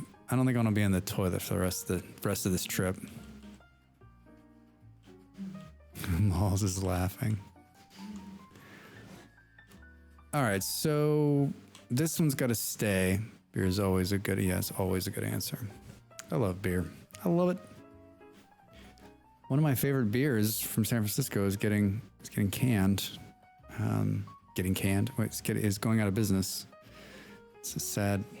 Anchor Steam, one of the oldest micro brews in the country, is done. The big company bought it and they couldn't make it work, and it's bankrupt. Someone might still buy it, but as it stands now, I think it's done.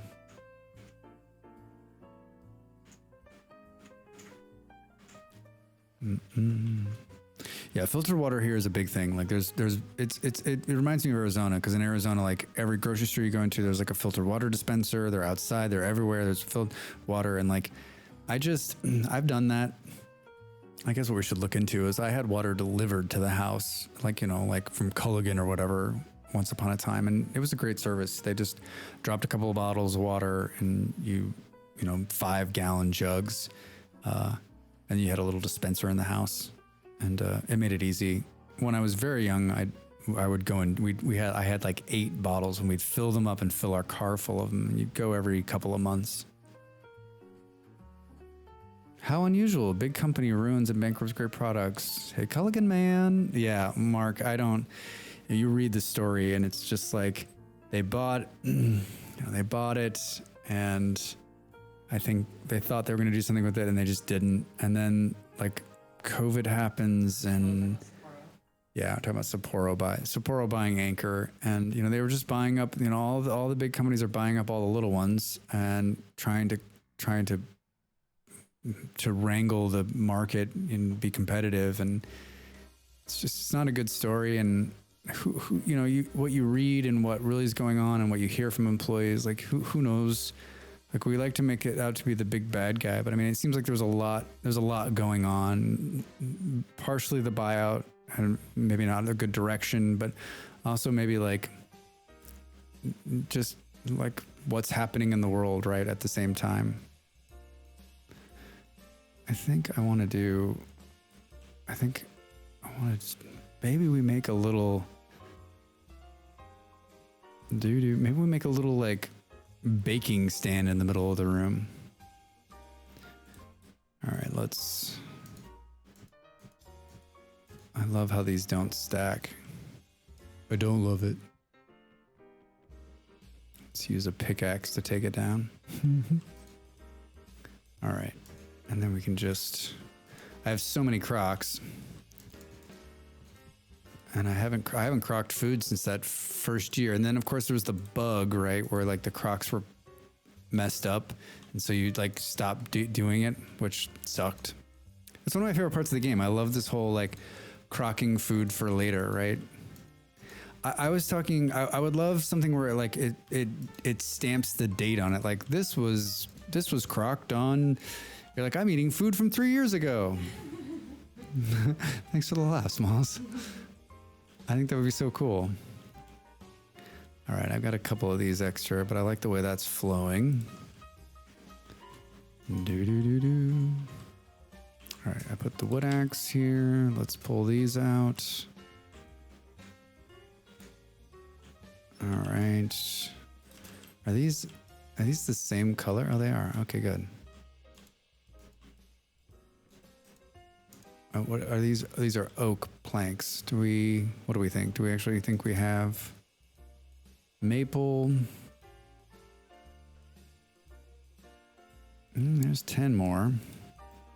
They look different like in here than they do like on the ground, right? They look more dull.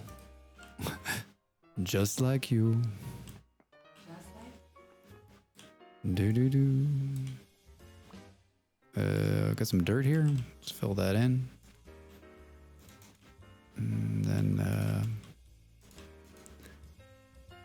all right, so this is more functional, like walk up, all the food is right here. It looks like we need another one of these storage vessels. Do we think we'll probably need to fire another one? I'm guessing there's not just a extra storage vessel sitting around here anywhere. Leather, flint, clothes and cages. That's something broken stuff. Scrap metal, sprockets. Yeah. All right. We got some clay here. Well, let's do this since it's nighttime and we're feeling groovy. Let's. What is this thing called? What is it? A raw storage vessel. Yeah, let's make another one. So we've got 3 under there. For those of you that, I'm sure everyone who's here has played the game, but this is a nice little hack here. If you put them down one and a stone block over the top of it, you'll get pretty much the same storage as you would underground. You can see here, soybeans, 11 years. These are good for 80 days, 92 days. So these eggs have been in there a while, so they're towards the end, but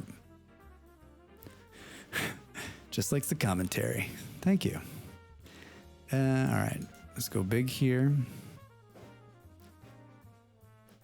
Do-do. Oh, oh. Well, thank you for joining me. I appreciate it. Do-do.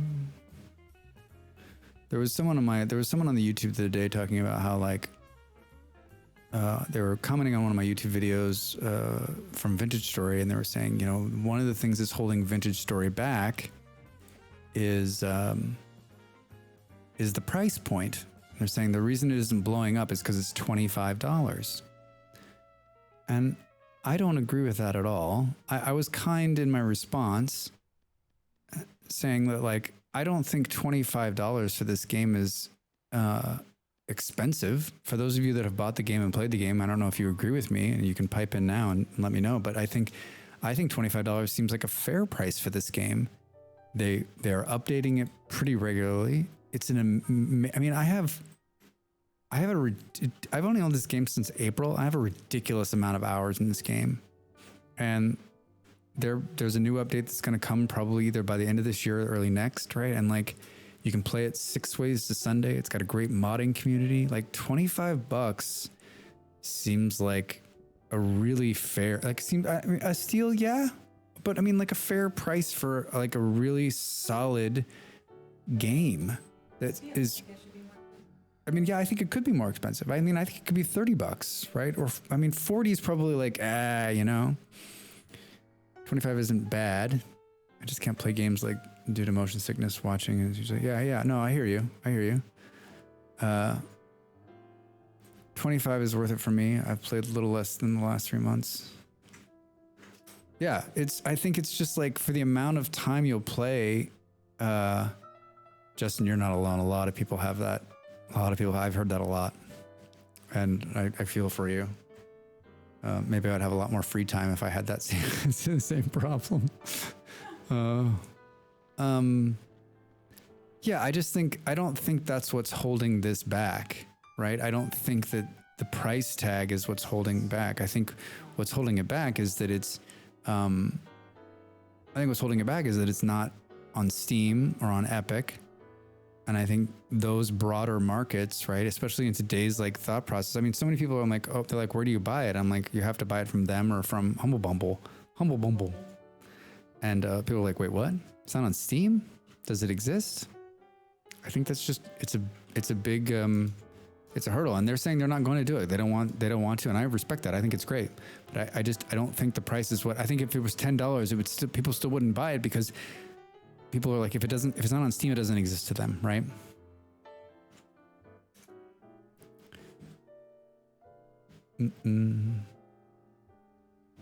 It's also a lot harder even on easy mode. Yeah, right. Toast, like if you play it on easy and you can get past that, then you're like, okay, cool, let's crank it up. Like my next playthrough that I'm going to do the YouTube video on, I'm like, I think I need to make it really hard and really challenge myself to like make it work.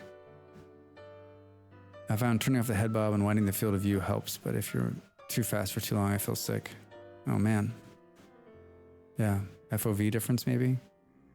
I guess I'm lucky. I've never had that problem. I was thinking about it because someone, I think it was Wine was in here saying something very similar, and I was thinking like, I know I don't have that problem because I played like 10,000 hours of Minecraft before this, and it's basically the same kind of action. I always turn off the bob. I cannot stand the bob. It's just it doesn't make me sick. It just annoys the shit out of me. Oh, what was I doing? I'm like halfway through this and walked away from it. Come on, Drax. Oh, we gotta change this. We're doing some clay and I just walked away. 16 degrees. Eesh. No thanks, Smalls. 22 degrees. I'm gonna open the windows. It's what time is it? Yeah, I think the sun is done. You can open them. Open both sides, would you? I proved to myself, yeah, I hate the head bob too. I definitely have to adjust the field of view in some games so I don't feel wonky. I rarely do that. But I see a lot of people do that. I see people do that a lot in this game for sure. I've spent the last 4 years in Denmark freezing my ass off, and I'm not a big fan of the cold. I'm more of a like t-shirt and flip-flops kind of guy. But I was a little worried. Like I haven't lived in a warm place since California, and even we lived in Northern California. It's not warm, right? I haven't really lived in a warm place since I lived in Phoenix. But it's warm here, and I've really enjoyed. I feel so much better. It's just an awesome feeling to be warm, and not have to like wear a coat in the middle of July. I've tried a ton of different ways to tweak Minecraft. My best friend loves playing it. Couldn't find a way to last more than 15 turns before the headache starts. Yeah, it's just not worth it, right? Like, yeah, you're trying to have fun and your head is like on fire. No thanks.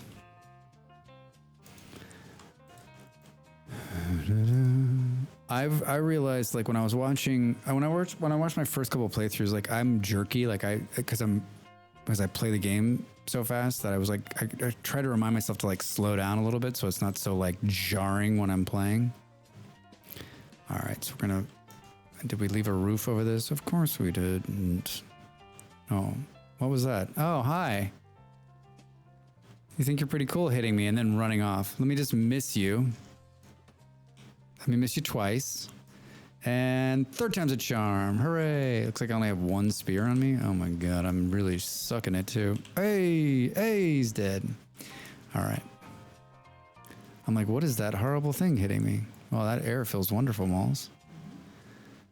Okay, so we need to put some sticks in this hole here. Sticks and some grass. Looks like we're gonna have enough of both of these. Oh wait, can it not be like directly over the top of this?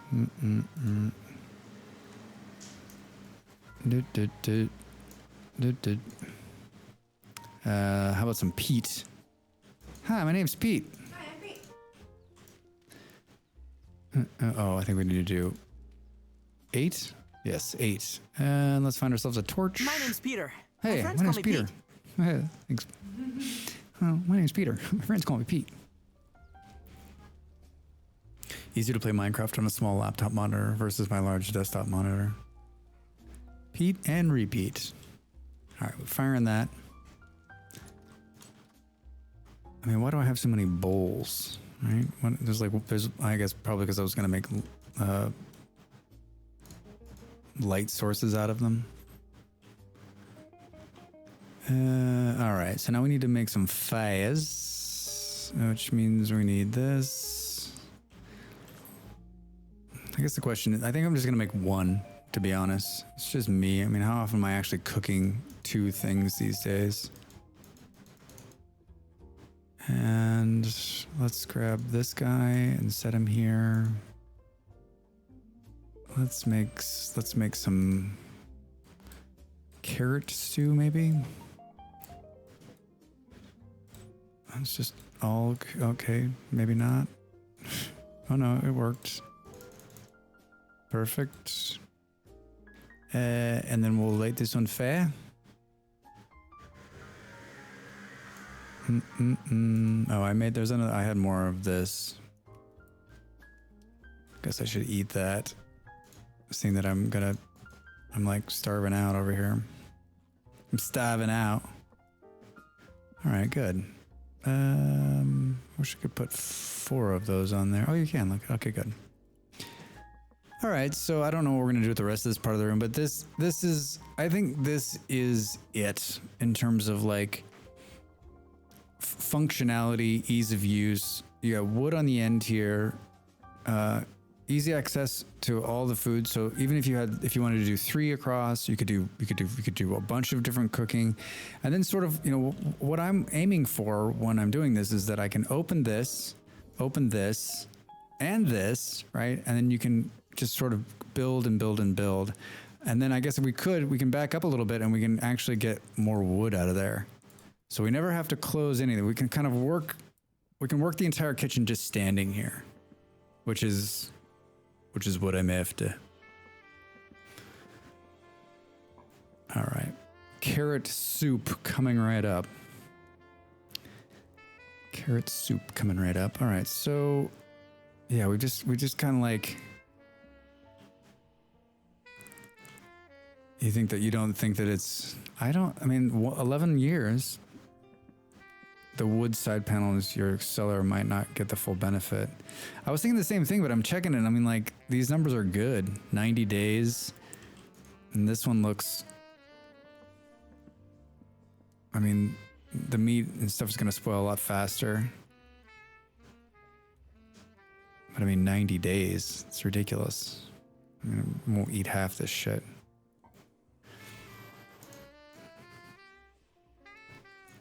Timers on the vessels, they say 0.22, which is not as good as it could be, right? You're right. This is probably throwing it down there.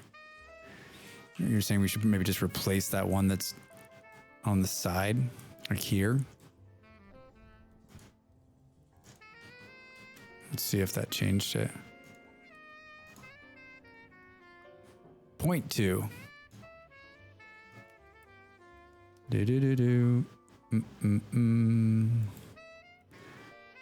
Yeah, full benefit has to be stone or dirt. Yeah, so this one, do you think this one here is also throwing it? I mean, not that I think that it matters all that much. Whoops. That's still, those are still good. Those are still within the acceptable norm. Boom, boom, boom.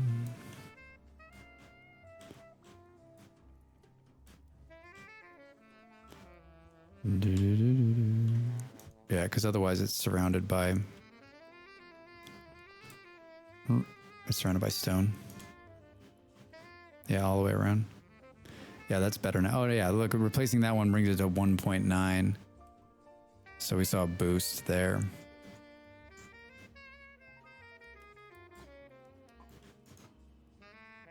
$13 years now. 6 years. Yeah. All right. Okay. So yeah, I think this is a good stat. This is a good layout. I mean, I think you could do something fun like make a little maximum efficiency. You could do something fun where like you could make maybe a chimney that comes up right here. Yeah. Satisfactory. Now, where do we want to do this pie? You could do pies on both sides. Pies on both sides is what he said. This table. Could you do something like, it's just sitting on just one of these guys. I still think pie making is one of my favorite parts of the game. I got lots of favorite parts of this game.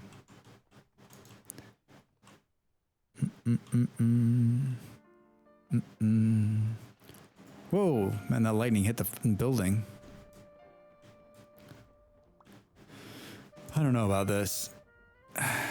You gotta have water, right?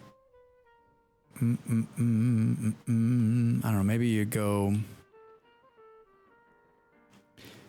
do something like if this is 3, maybe it's hold on, let's pull, I guess let's cap the water for now. I guess we can use this bucket. It already has water in it, sweet. Let's pull these guys. And then that. And we'll pull the stone out of here.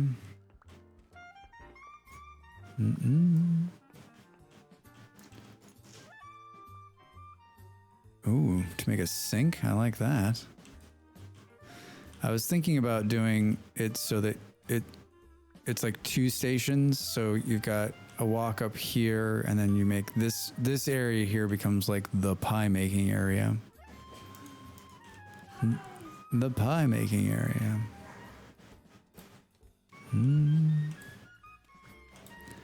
Just a little pie making.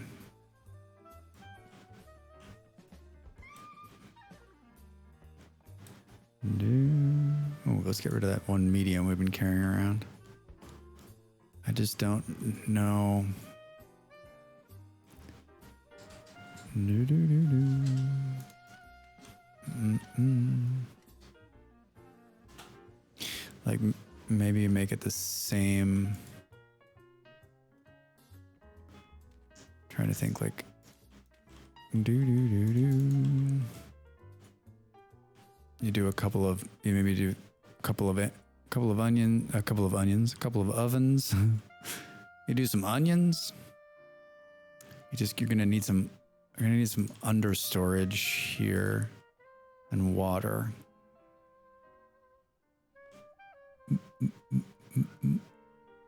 Oh, the pre-rolls are off again. Let's some nice little bits to make a great whole. Let's take a little break again. I wasn't sure how long I'm going to stream, but I think I've got another hour in me. So let's stand up. I need to stretch a little bit, and then we'll come back and we'll make a little we'll make some baking. We'll make a pie baking area. All right, get up, stretch. Oh man, yeah, my ass is killing me. I'll see you in a couple minutes. Time to make the donuts.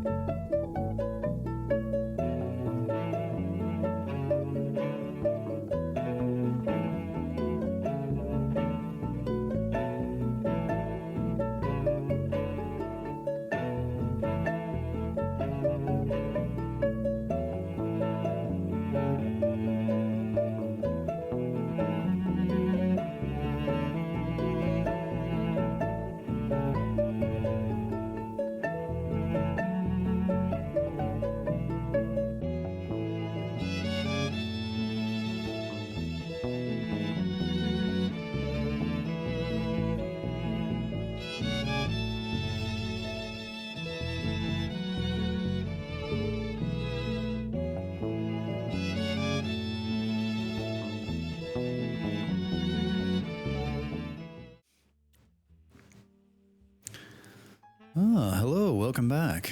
I'm back. I wandered around a little bit. All the windows are open. It's fantastic in here.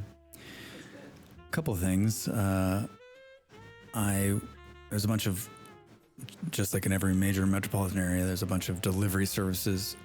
We lived in a small town. There was one delivery service and it did like 2 restaurants. So like we didn't really use it that much. We lived in California, of course. We had all of the DoorDash and Uber Eats and all that stuff. And we did it once in a while. Not as much, I think, as other people do it. And here it's a big, huge business. There's a couple of big ones that, and there's just hundreds of people biking and driving, delivering food. I mean, everything. You get everything. It's just like America. You can get everything delivered. So I was on the big app the other night, looking looking at different stuff. I mean, where we live like right in the middle of like, we're in the middle of it. There's like 7 grocery stores within like a 3-minute walk.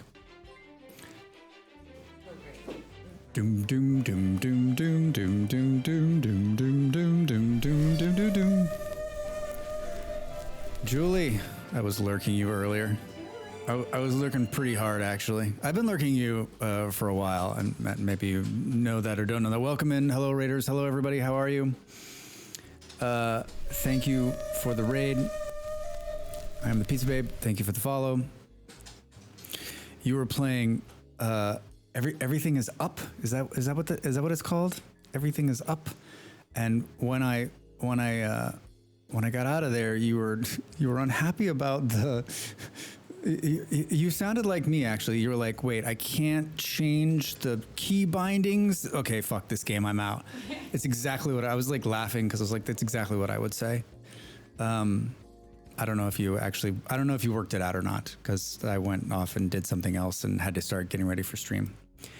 Hello, everybody. Yes, my name is Drax. I am a somewhat variety streamer. I've been on a break. I moved in the last 30 days, and this is my first time back.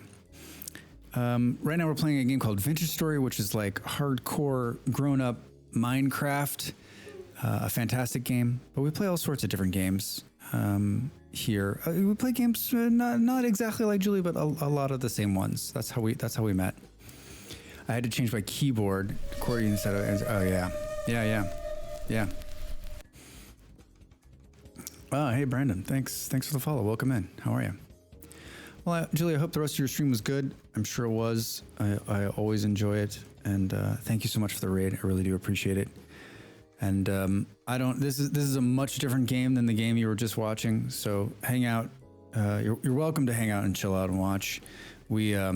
It does look like Minecraft. It's a little bit different. It's running on its own engine. It started as a mod and has since over the last few years become its own game. And so this is my single player playthrough. I've played many different times. We have a server. I play on that, but we're rebuilding the kitchen. I built this kitchen, and so I'm just making it a little bit different. We did play it for a little bit, but kind of rage quit, falling all the way down. Yeah, Julie, I've watched some people play that game, and I realized that's not the game for me. Yeah, I don't love Vintage Story. Yeah, all right, man, sweet. Yeah, it's great. It's a great game. Like I got it in April, and I have not been able to stop playing it. I played it pretty hard, like no lifed it for like a month, and then I've just sort of been like slowly getting, making it more healthy for me, if you will. Yeah, it's not, but good for you for giving it a shot.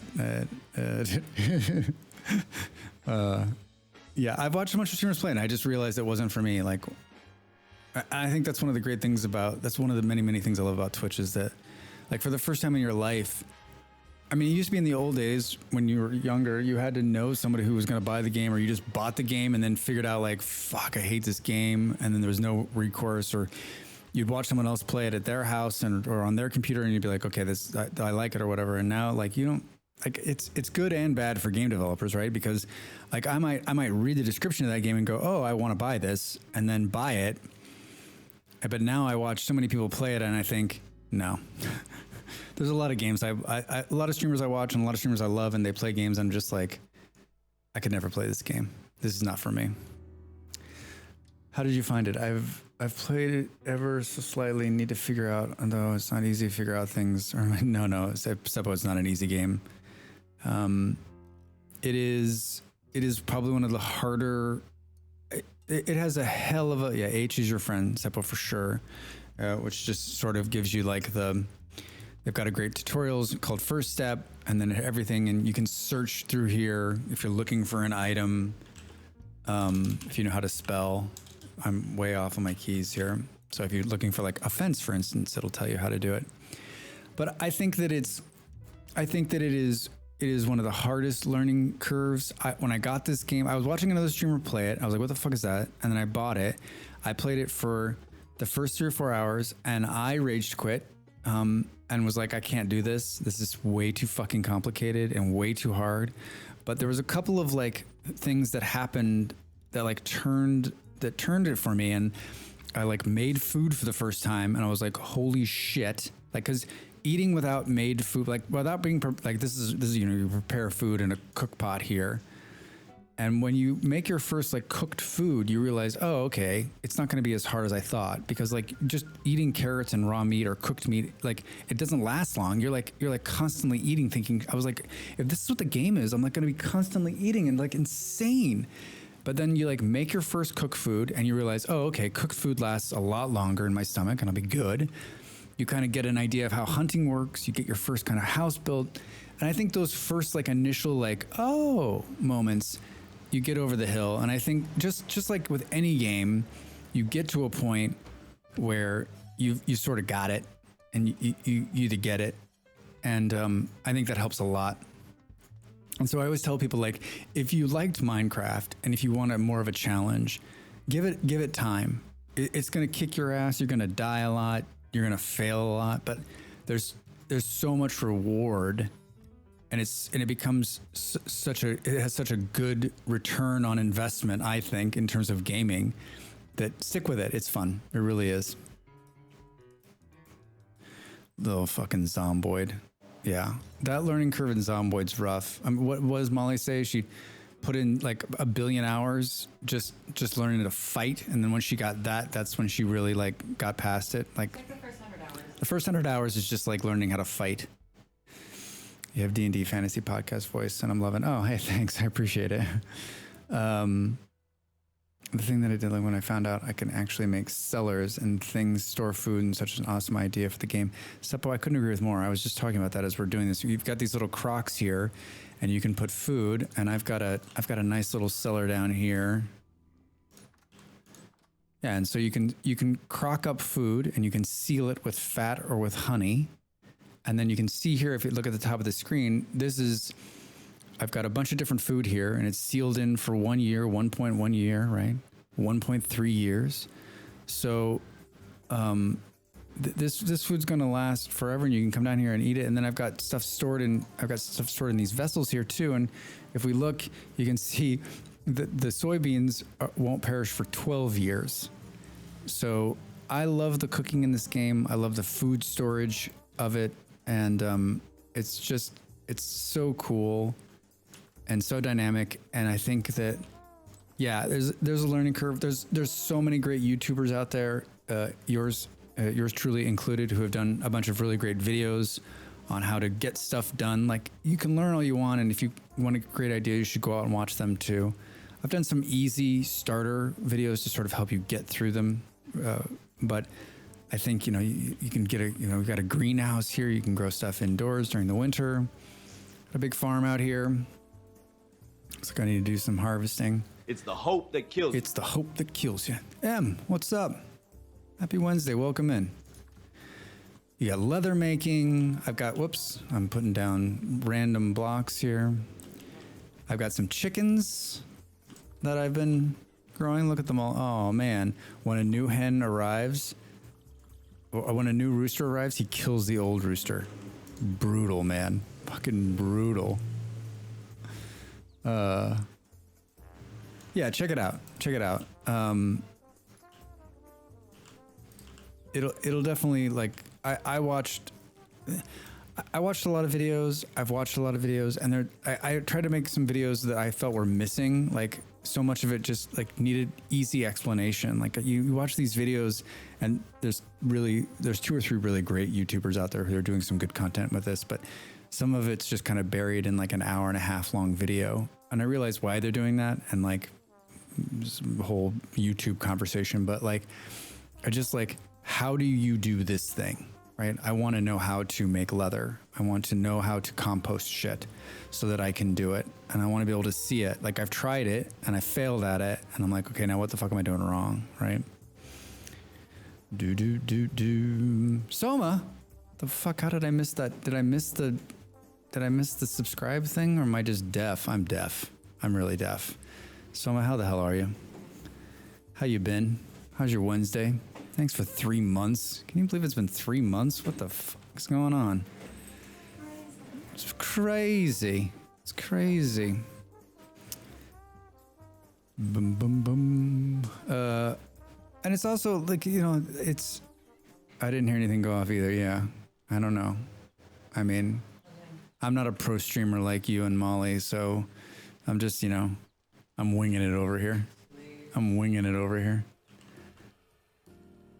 I was also saying, like, you can make this, the other thing great about Vintage Story is that you can make it as hard as you want and as easy as you want. You can make it so that it's just creative and enjoyable, just like in Minecraft, or you can make it like super hard where you're just getting slaughtered. There's another great streamer who streams this, and he's playing, it's called an Iron Man version.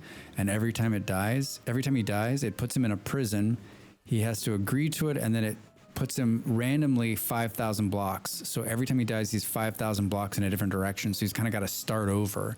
And so he's in the same world. So it's this whole dynamic of like, when you die, it's not permadeath, but you aren't going to be close to your stuff, but you could find your stuff again, and it's out there somewhere. And such a really cool idea. The game is rich and it's deep, and there's so many different ways to play it, and it's one of the many things I like about it. And it also is chill like this, right? Like I'm standing here talking to you in the rain, and I'm not, you know, like just not really doing anything. I mean, I have an agenda, but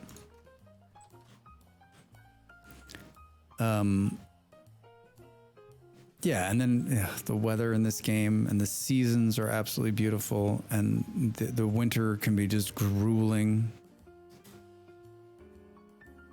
Yeah, randomly, Soma, just like you die, and then it just teleports you 5,000 blocks, so in a different direction. So you could potentially see where you had been, and maybe you'll get lucky, maybe you'll get close to it. And then the thing I really like about that part of it, and I have not played an Iron Man version, but I just think that like someday down the line, you could like run into your stuff again and be like, hey, I remember this place. I remember all this cool shit I had. All right, so I think I want to take these things out of here. Can you break this with a... Yeah, everything can be broken with a axe, right? Yeah, that would be great. I can't imagine that. I'd like to imagine that. Oh, Valheim. There's a game I have not played in a long, long time.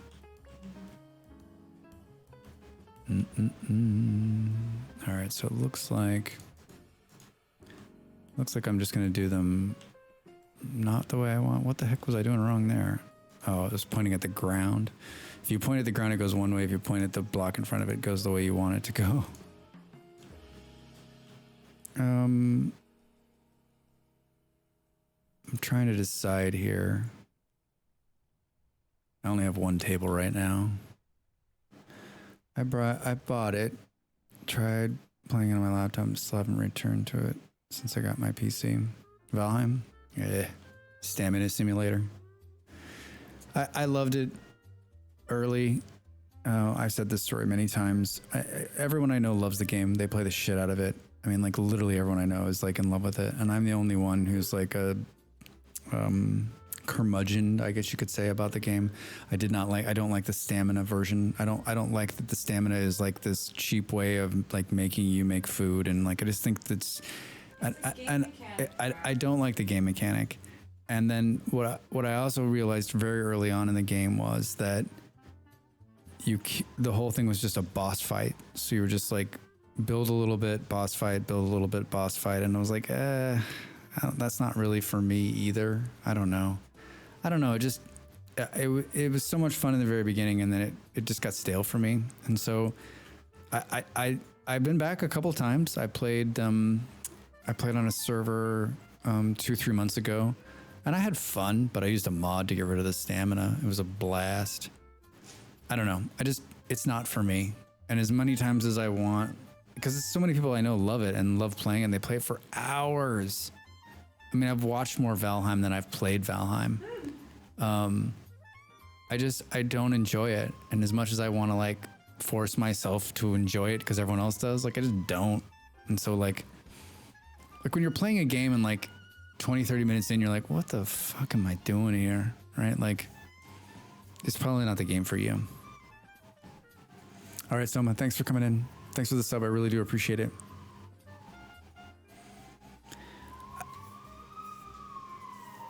Oh, can you hear the siren? Is that coming through? We got the window open. Sorry, everybody. Yeah, I think that I keep thinking to myself, okay, so the Valheim's not done, right? It's an early access still. And I keep thinking to myself, maybe is it hailing outside? Whoops. In the game. I'm hitting all the wrong buttons. Yeah, look at hail. Cool. And it hurts you when it hits you. Look at.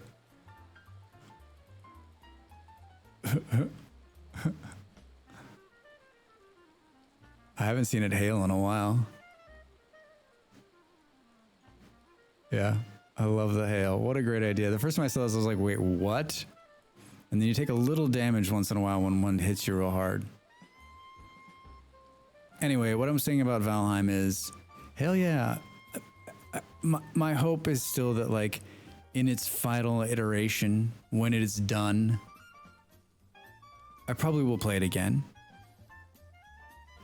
But and maybe they'll, I don't, it's like the mechanic is so ingrained. I just don't think that even in its final version, it will be something that I'll want to play long term.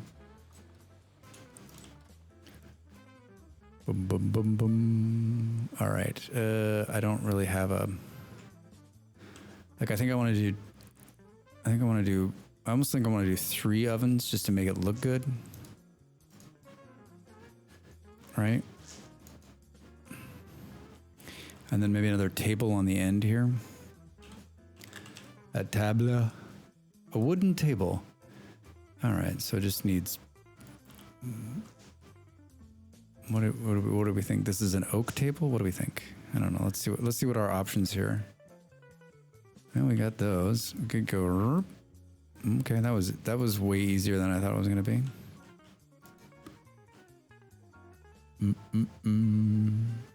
And I think I want to do some. I think I want one underground storage here to store some stuff in.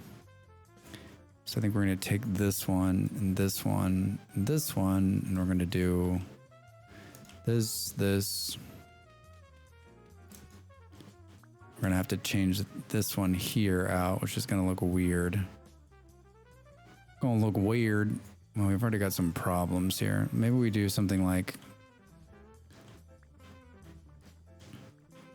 All right, Julie, thanks for the raid. Thanks for coming. Good to see you.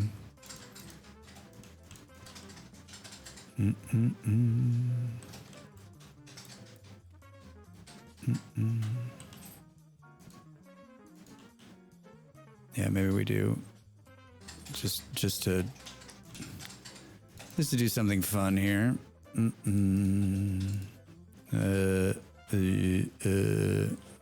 That's gonna be we just need to get rid of this, right? And then put a little yeah, this. Thanks. It's good to be back. How the hell is that gonna work? I guess if we do that, which means, well, Drax's best laid plans. All right. That doesn't look too bad.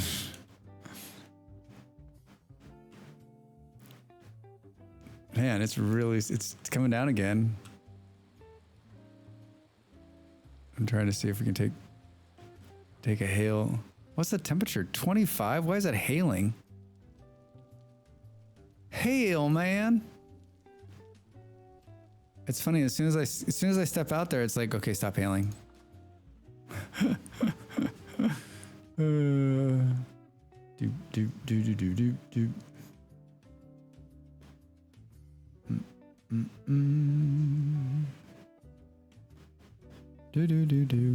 All right.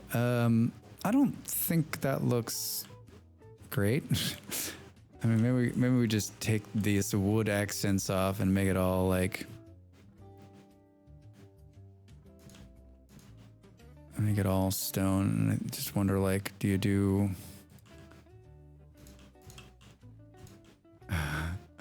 something funky like that just on the back, just for fun? And then on the water side, do you come in here and just say, just to make it uniform, you put two things of water on the sides here?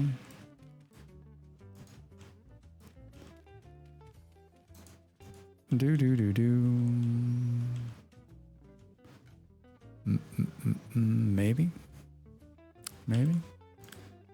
We got a bucket. And then the bucket storage. I don't know. I don't know. Oh, I just had a thought. You could do like this side's prep.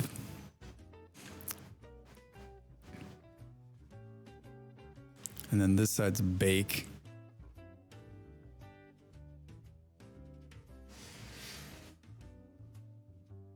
Yeah.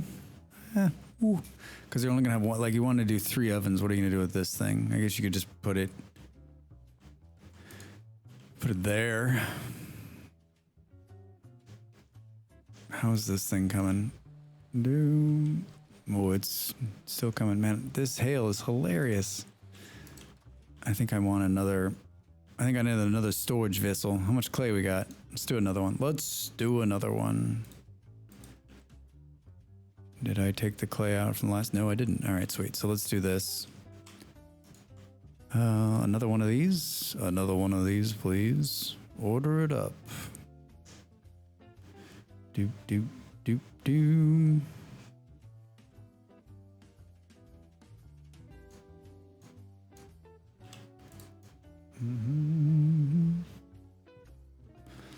Yeah, for those of you that are joining us, I had a celebration yesterday. It was sort of the end of our move. Residency stuff came through, and had multiple bottles of wine, some really good champagne, and just had a hard time getting going today. And I was like, it's funny because like a couple of like at 4 o'clock, I was like, wait, today's Wednesday. I'm gonna start streaming again. Holy shit! I better get my act together.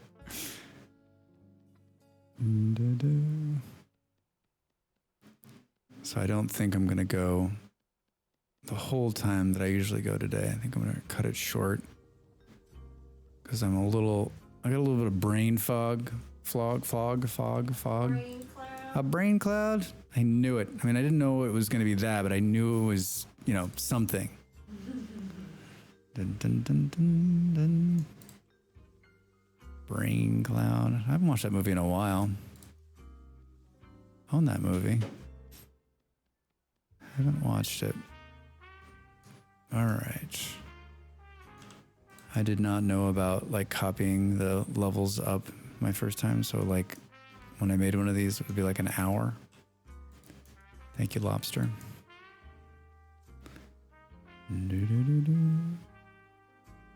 All right. Simple. Simple, simple. All right, good. Let's see, we got some clay on us. Let's give that back. And then I think we've got some extra wood here, planks, which I don't need. Let's grab this. We're a little shy on grass. On grass, we got plenty of sticks. Do you think I've got grass over here? I would guess no. Doesn't seem like the kind of thing. Well, it says grass. Oh, holy shit. Why do I have some? Oh, it's because I was making sod roofs. That's why. I'm like, I'm not the kind of guy who usually has a whole stack of grass anywhere near him. I have no recollection of doing that. These were always supposed to be temporary, and I've never made them not temporary. I had a brief thought just now, like we haven't been attacked by anything, and I've just been sort of standing out in the open. Yeah, all right, there's more of this. There's more peat over here somewhere. Hello? Yeah, let's grab a bunch of this and move it over. You can use wood, but if you find peat, oh, that one just finished. Cool. If you find peat, it is actually a little bit faster, and you should use it. You should use it. Give me a torch, and then I think we'll grab this one. And we'll use this one for now for the pie. So this one will go right there. Yeah, and it's perfect. I'm thinking. Yeah, I just put these, honestly, I just put these tables here for looks, right? You're only gonna,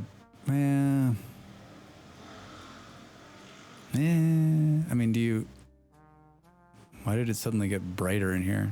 Did I just die? Did you guys see that? The hell? Someone was turning on a light bulb.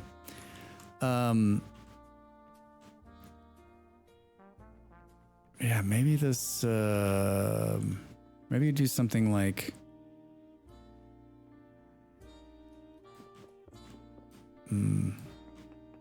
just trying to think, like, when you make these, when you make them, you're like kind of doing back to back. Like you could almost do 3 tables here. Didn't really think this through, huh?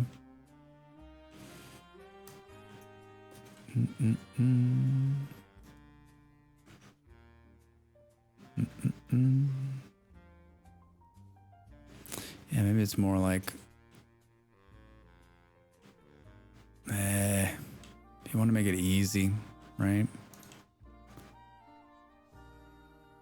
I mean, yeah, you want to, like I wanted to do 3 ovens. I don't think I have it. Do I have red clay enough for that? All right, that's all the fire clay I have, 28. I wonder if there's some more, there could be some more in the smithery. Hello? Hi, we hiding fire clay over here? Fuck no. No. All right, well, we need some more of that.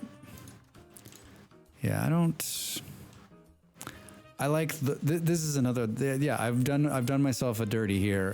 This is another, like, it looks great, but does it flow well, right? Like we take, I guess we're going to take wood from here, which is fine. And then let's take the grain out of here. And we got to mill it. Oh, so let's mill some grain. Let's mill some grain to flour here.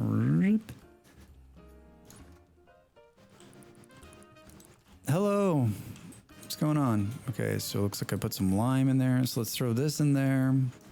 What's going on here? Oh, I got lots of lime. Cool. So this is going to take a minute. But I think we do that for sure. I got a piece of chicken that I just have rotting. Let's What do you say we make it day, huh? Let's make it day. I'm gonna have some water.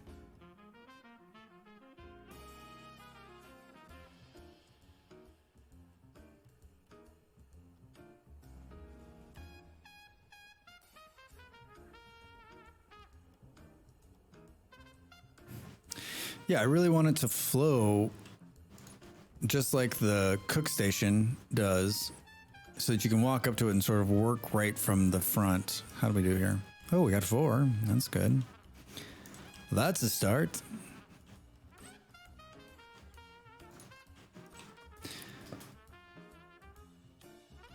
Right, so if you grab these, and then wherever we put the bucket, who's got the bucket? Oh geez, what did I do with it? Oh, it's in my inventory. Come on, Drax. All right, so you get the bucket, you get the flour, ready to go there, and then I guess you could just say, "Hey, Mr. Bucket, can I hang the bucket from the ceiling? That'd be cool. Can we get a hook? That's what we need."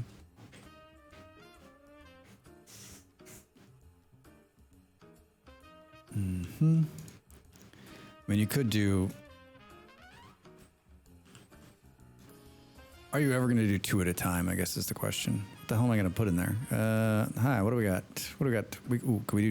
Can we do a chicken pie? Is that possible? Anyone? Is it just 2s? We're about to find out. I need more chicken. Uh-oh. It's not a good day to be a chicken.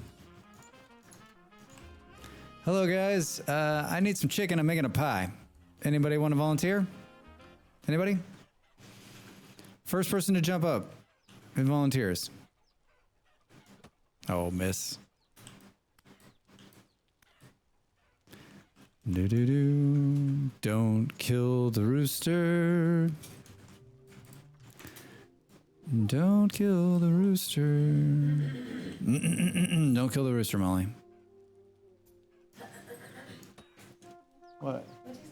I said, don't kill the rooster.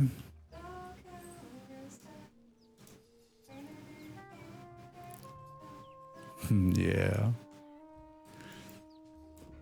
So Molly and I are sitting back to back pretty much. She's on one wall, I'm on the opposite.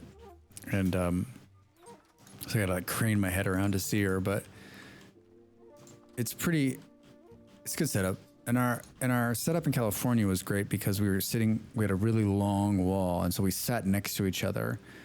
We had 2 long tables set up, and so you could kind of lean back a little bit and see what the other person was doing. So like it was great when you were gaming because they're like, hey, I'm trying to do this. Can you look and see, right? So now when she's like, look at my screen, I have to like turn my old body around and see what she's doing back there. And the other night when she was streaming, I was working on something and she was like, oh, I was watching what you were doing. I was like, wait, what? And she's got a standing desk. So when she's standing up, it's much easier for her to like peek over here at what's going on. But yeah, there's no like, doing anything nefarious. All right, hold on. I got some more chicken here. Yeah, all right, okay. So now we got a chicken and we'll put a little topper on there. And then we need to warm up the thing. So I guess like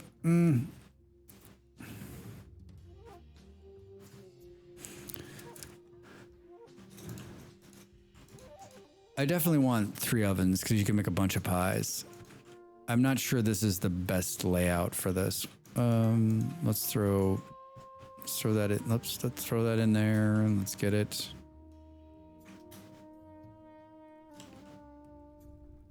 I'm particular, that's for sure. I'm particular. All right, let's throw those guys in there. And then you gotta wait for this thing to heat up. It needs to be above 160, so you should I usually throw 4 logs in, brings it to about 200 centigrade. So, and then you can bake off usually, I don't know, 1, 2, 3 pies in there. Ooh, while that's warming up, let's run. Let's leave doors open. This is how Drax dies. This is how you die. This should be, oh my God, it's not done. Oh, it's almost not even close.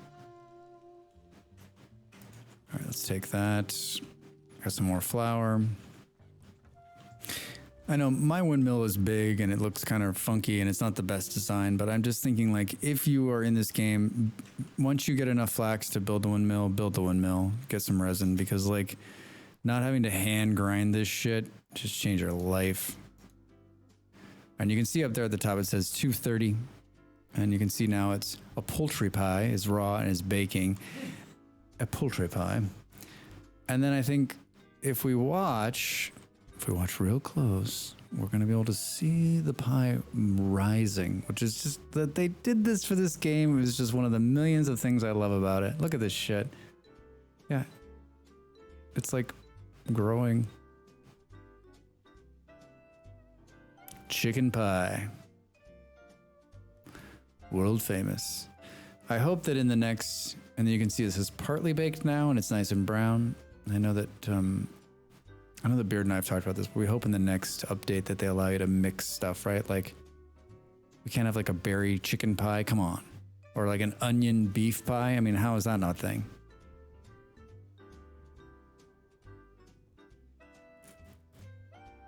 I could watch the pies bake all the time and you can see now it's done. And if you let it get in there, it'll burn. And the burn pie is not bad.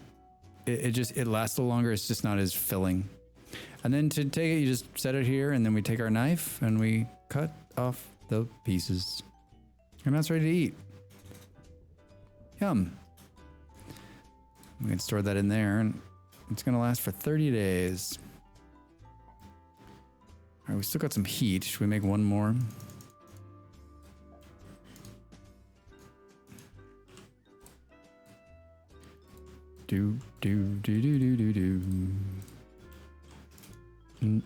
Let's see, what do we got? We don't have enough meat. Make carrot pie. And we could make a turnip pie. Ooh, that sounds disgusting. Let's do that. All right. And then we can do a different top, but we're just going to throw it in there because it'll cool off pretty quick. Thoughts on chicken run? Thoughts of a chicken run? Thoughts of a chicken run? I don't know what that means. I got lots of thoughts.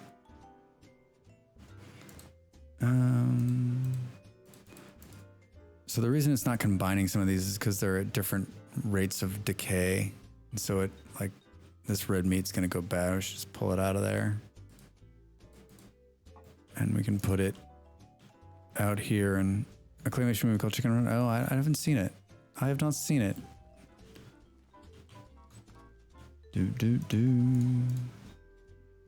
I feel like I know what it is, but I don't think I've seen it.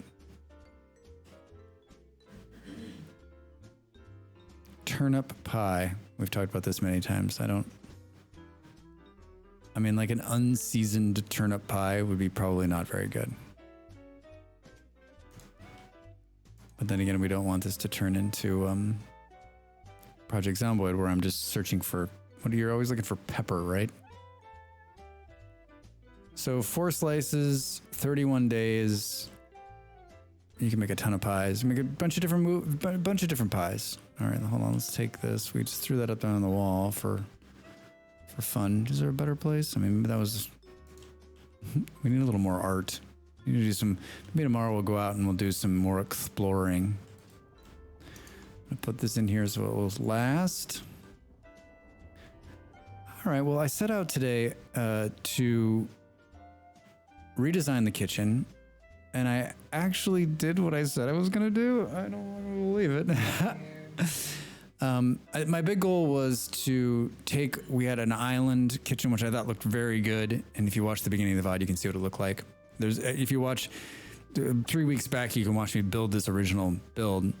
And I realized probably as I was finishing it that it wasn't going to be what I thought I wanted it to be. It wasn't going to work the way it worked fine, but like, it's just 2 different sides. And when I'm designing kitchens these days in this game, I want it to be really functional and easy. And I think as of right now, I think this is the design I like. And the reason I like it is because you can pretty much work it.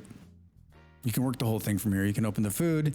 You can pull, these are wood down here in these boxes. You can access the fire. We can grab a pot and we can sort of make everything here without having to close it. And like the less clicks and running around, the better for me. I think that's what I'm always aiming for.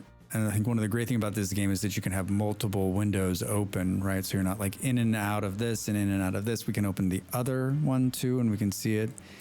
Vessel contents, and then we can grab wood. You can see the wood's here, and so we can put some wood in, and we can grab another pot and put it on there, a couple more pieces of wood, and we're ready to go. And put some food in it, and it's good. So I think some storage up top.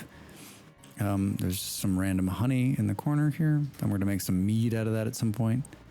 So yeah, I think this is it. And if we want to, we can add another couple of fireplaces. It's just me, and so like I make one crock of food, and if I'm running out of my crocks down there, I'll probably put a couple more fireplaces in and crock up a bunch of food. And maybe we'll do that at some point. And then I moved the pie stand from the one corner to sort of its own area. I'm not sold on this. I need to think some more. Maybe tomorrow I'll have some kind of genius moment on what I'm going to do here. I don't know. It doesn't work for me yet in my head. Like, we don't need two waters, but I like symmetry, right? But we made some pies, so that looks good. It's been hailing and raining. It's been raining almost the entire time. We must have been like in a high rain area, right? Rift activity calm. Rainfall in this area is very common. Well, I guess that answers my question. I want to let everyone know that we did not get attacked by a bear today, but although we did not go out very far, we did see some wolves. I mean, I pretty much spent the whole time just indoors chilling out. Ooh, we're going to have some more pumpkins soon, too. Oh, God, that scared the shit out of me. Oh, my God, Molly. Fuck you. I like how you waited for me to get out there. I've been attacked by a bear there. We've killed a bear there so many times. Yikes. Oh my God. She's getting a kick out of that. Whew. Yikes. Yikes. Yeah, so I'm only going to stream, I'm just back after a long break and I'm kind of hungover. So I want to thank everyone for coming. Thanks for the resubs. Thanks for the raids. I'm back tomorrow night. My regular stream schedule is Tuesday, Wednesday, and Thursday at 6. And we're on British time zones now, which is like 1 o'clock in the afternoon on the East Coast, and like 10 a.m. in the West, I think is how it all plays out. So it's late morning in the West, early afternoon in the East, and in the evening here in the European time zone. Come by and say hello. I stream for a couple hours on Sunday. It's pretty early, but we do a new game every Sunday. We're going to play Vintage Story again tomorrow. I've got we're probably going to do some exploring because we did so much building today. I have a great YouTube channel with a bunch of great content that's out every week. I have a Zen one that's just 60 seconds of Zen in gaming. It's one of my favorites. I really enjoy putting them together. What was this week? It was on Sunday. It was Conan. Yeah, Conan. I flew around and did a bunch of Conan shots. My big problem is that I get into these games and I take a bunch of footage and I'm like, wait, I gotta have, it's only 60 seconds, right? I got 45 minutes of footage in 60 seconds. So, yeah, so come back and see us tomorrow night. Check out my YouTube channel. I got a good Discord that's not very vibrant, but I do post some stuff there. And if you want to check it out and get updates on what's going on with this guy, I'm going to raid, which is something that, yeah, I'm good at. I'm really good at it, right? I'm good at raiding.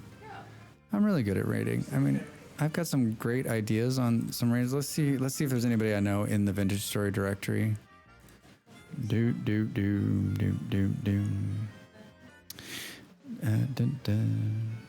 know. Oof, man. There's a lot of good raid targets, but I know who we're gonna raid. Our good old German friend who's wearing the most hilarious hat I've ever seen. All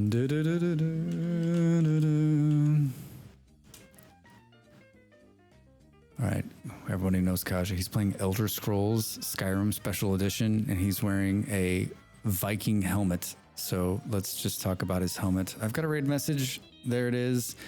He's been going 3 hours. I think what time is it? It's 22. He's probably gonna go another hour. Just stop in and say hello. He's a hell of a nice guy, laid back dude, great streamer. You know him, you've seen him.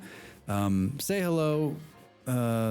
and then come back and see me tomorrow night. Thanks everyone for coming in and joining me. I'm happy to be back and glad to be back in the saddle. And yeah, I'll see you tomorrow, 6 p.m. here in the British Standard Time Zone of Lisbon. All right. Thanks so much, everybody. See you soon.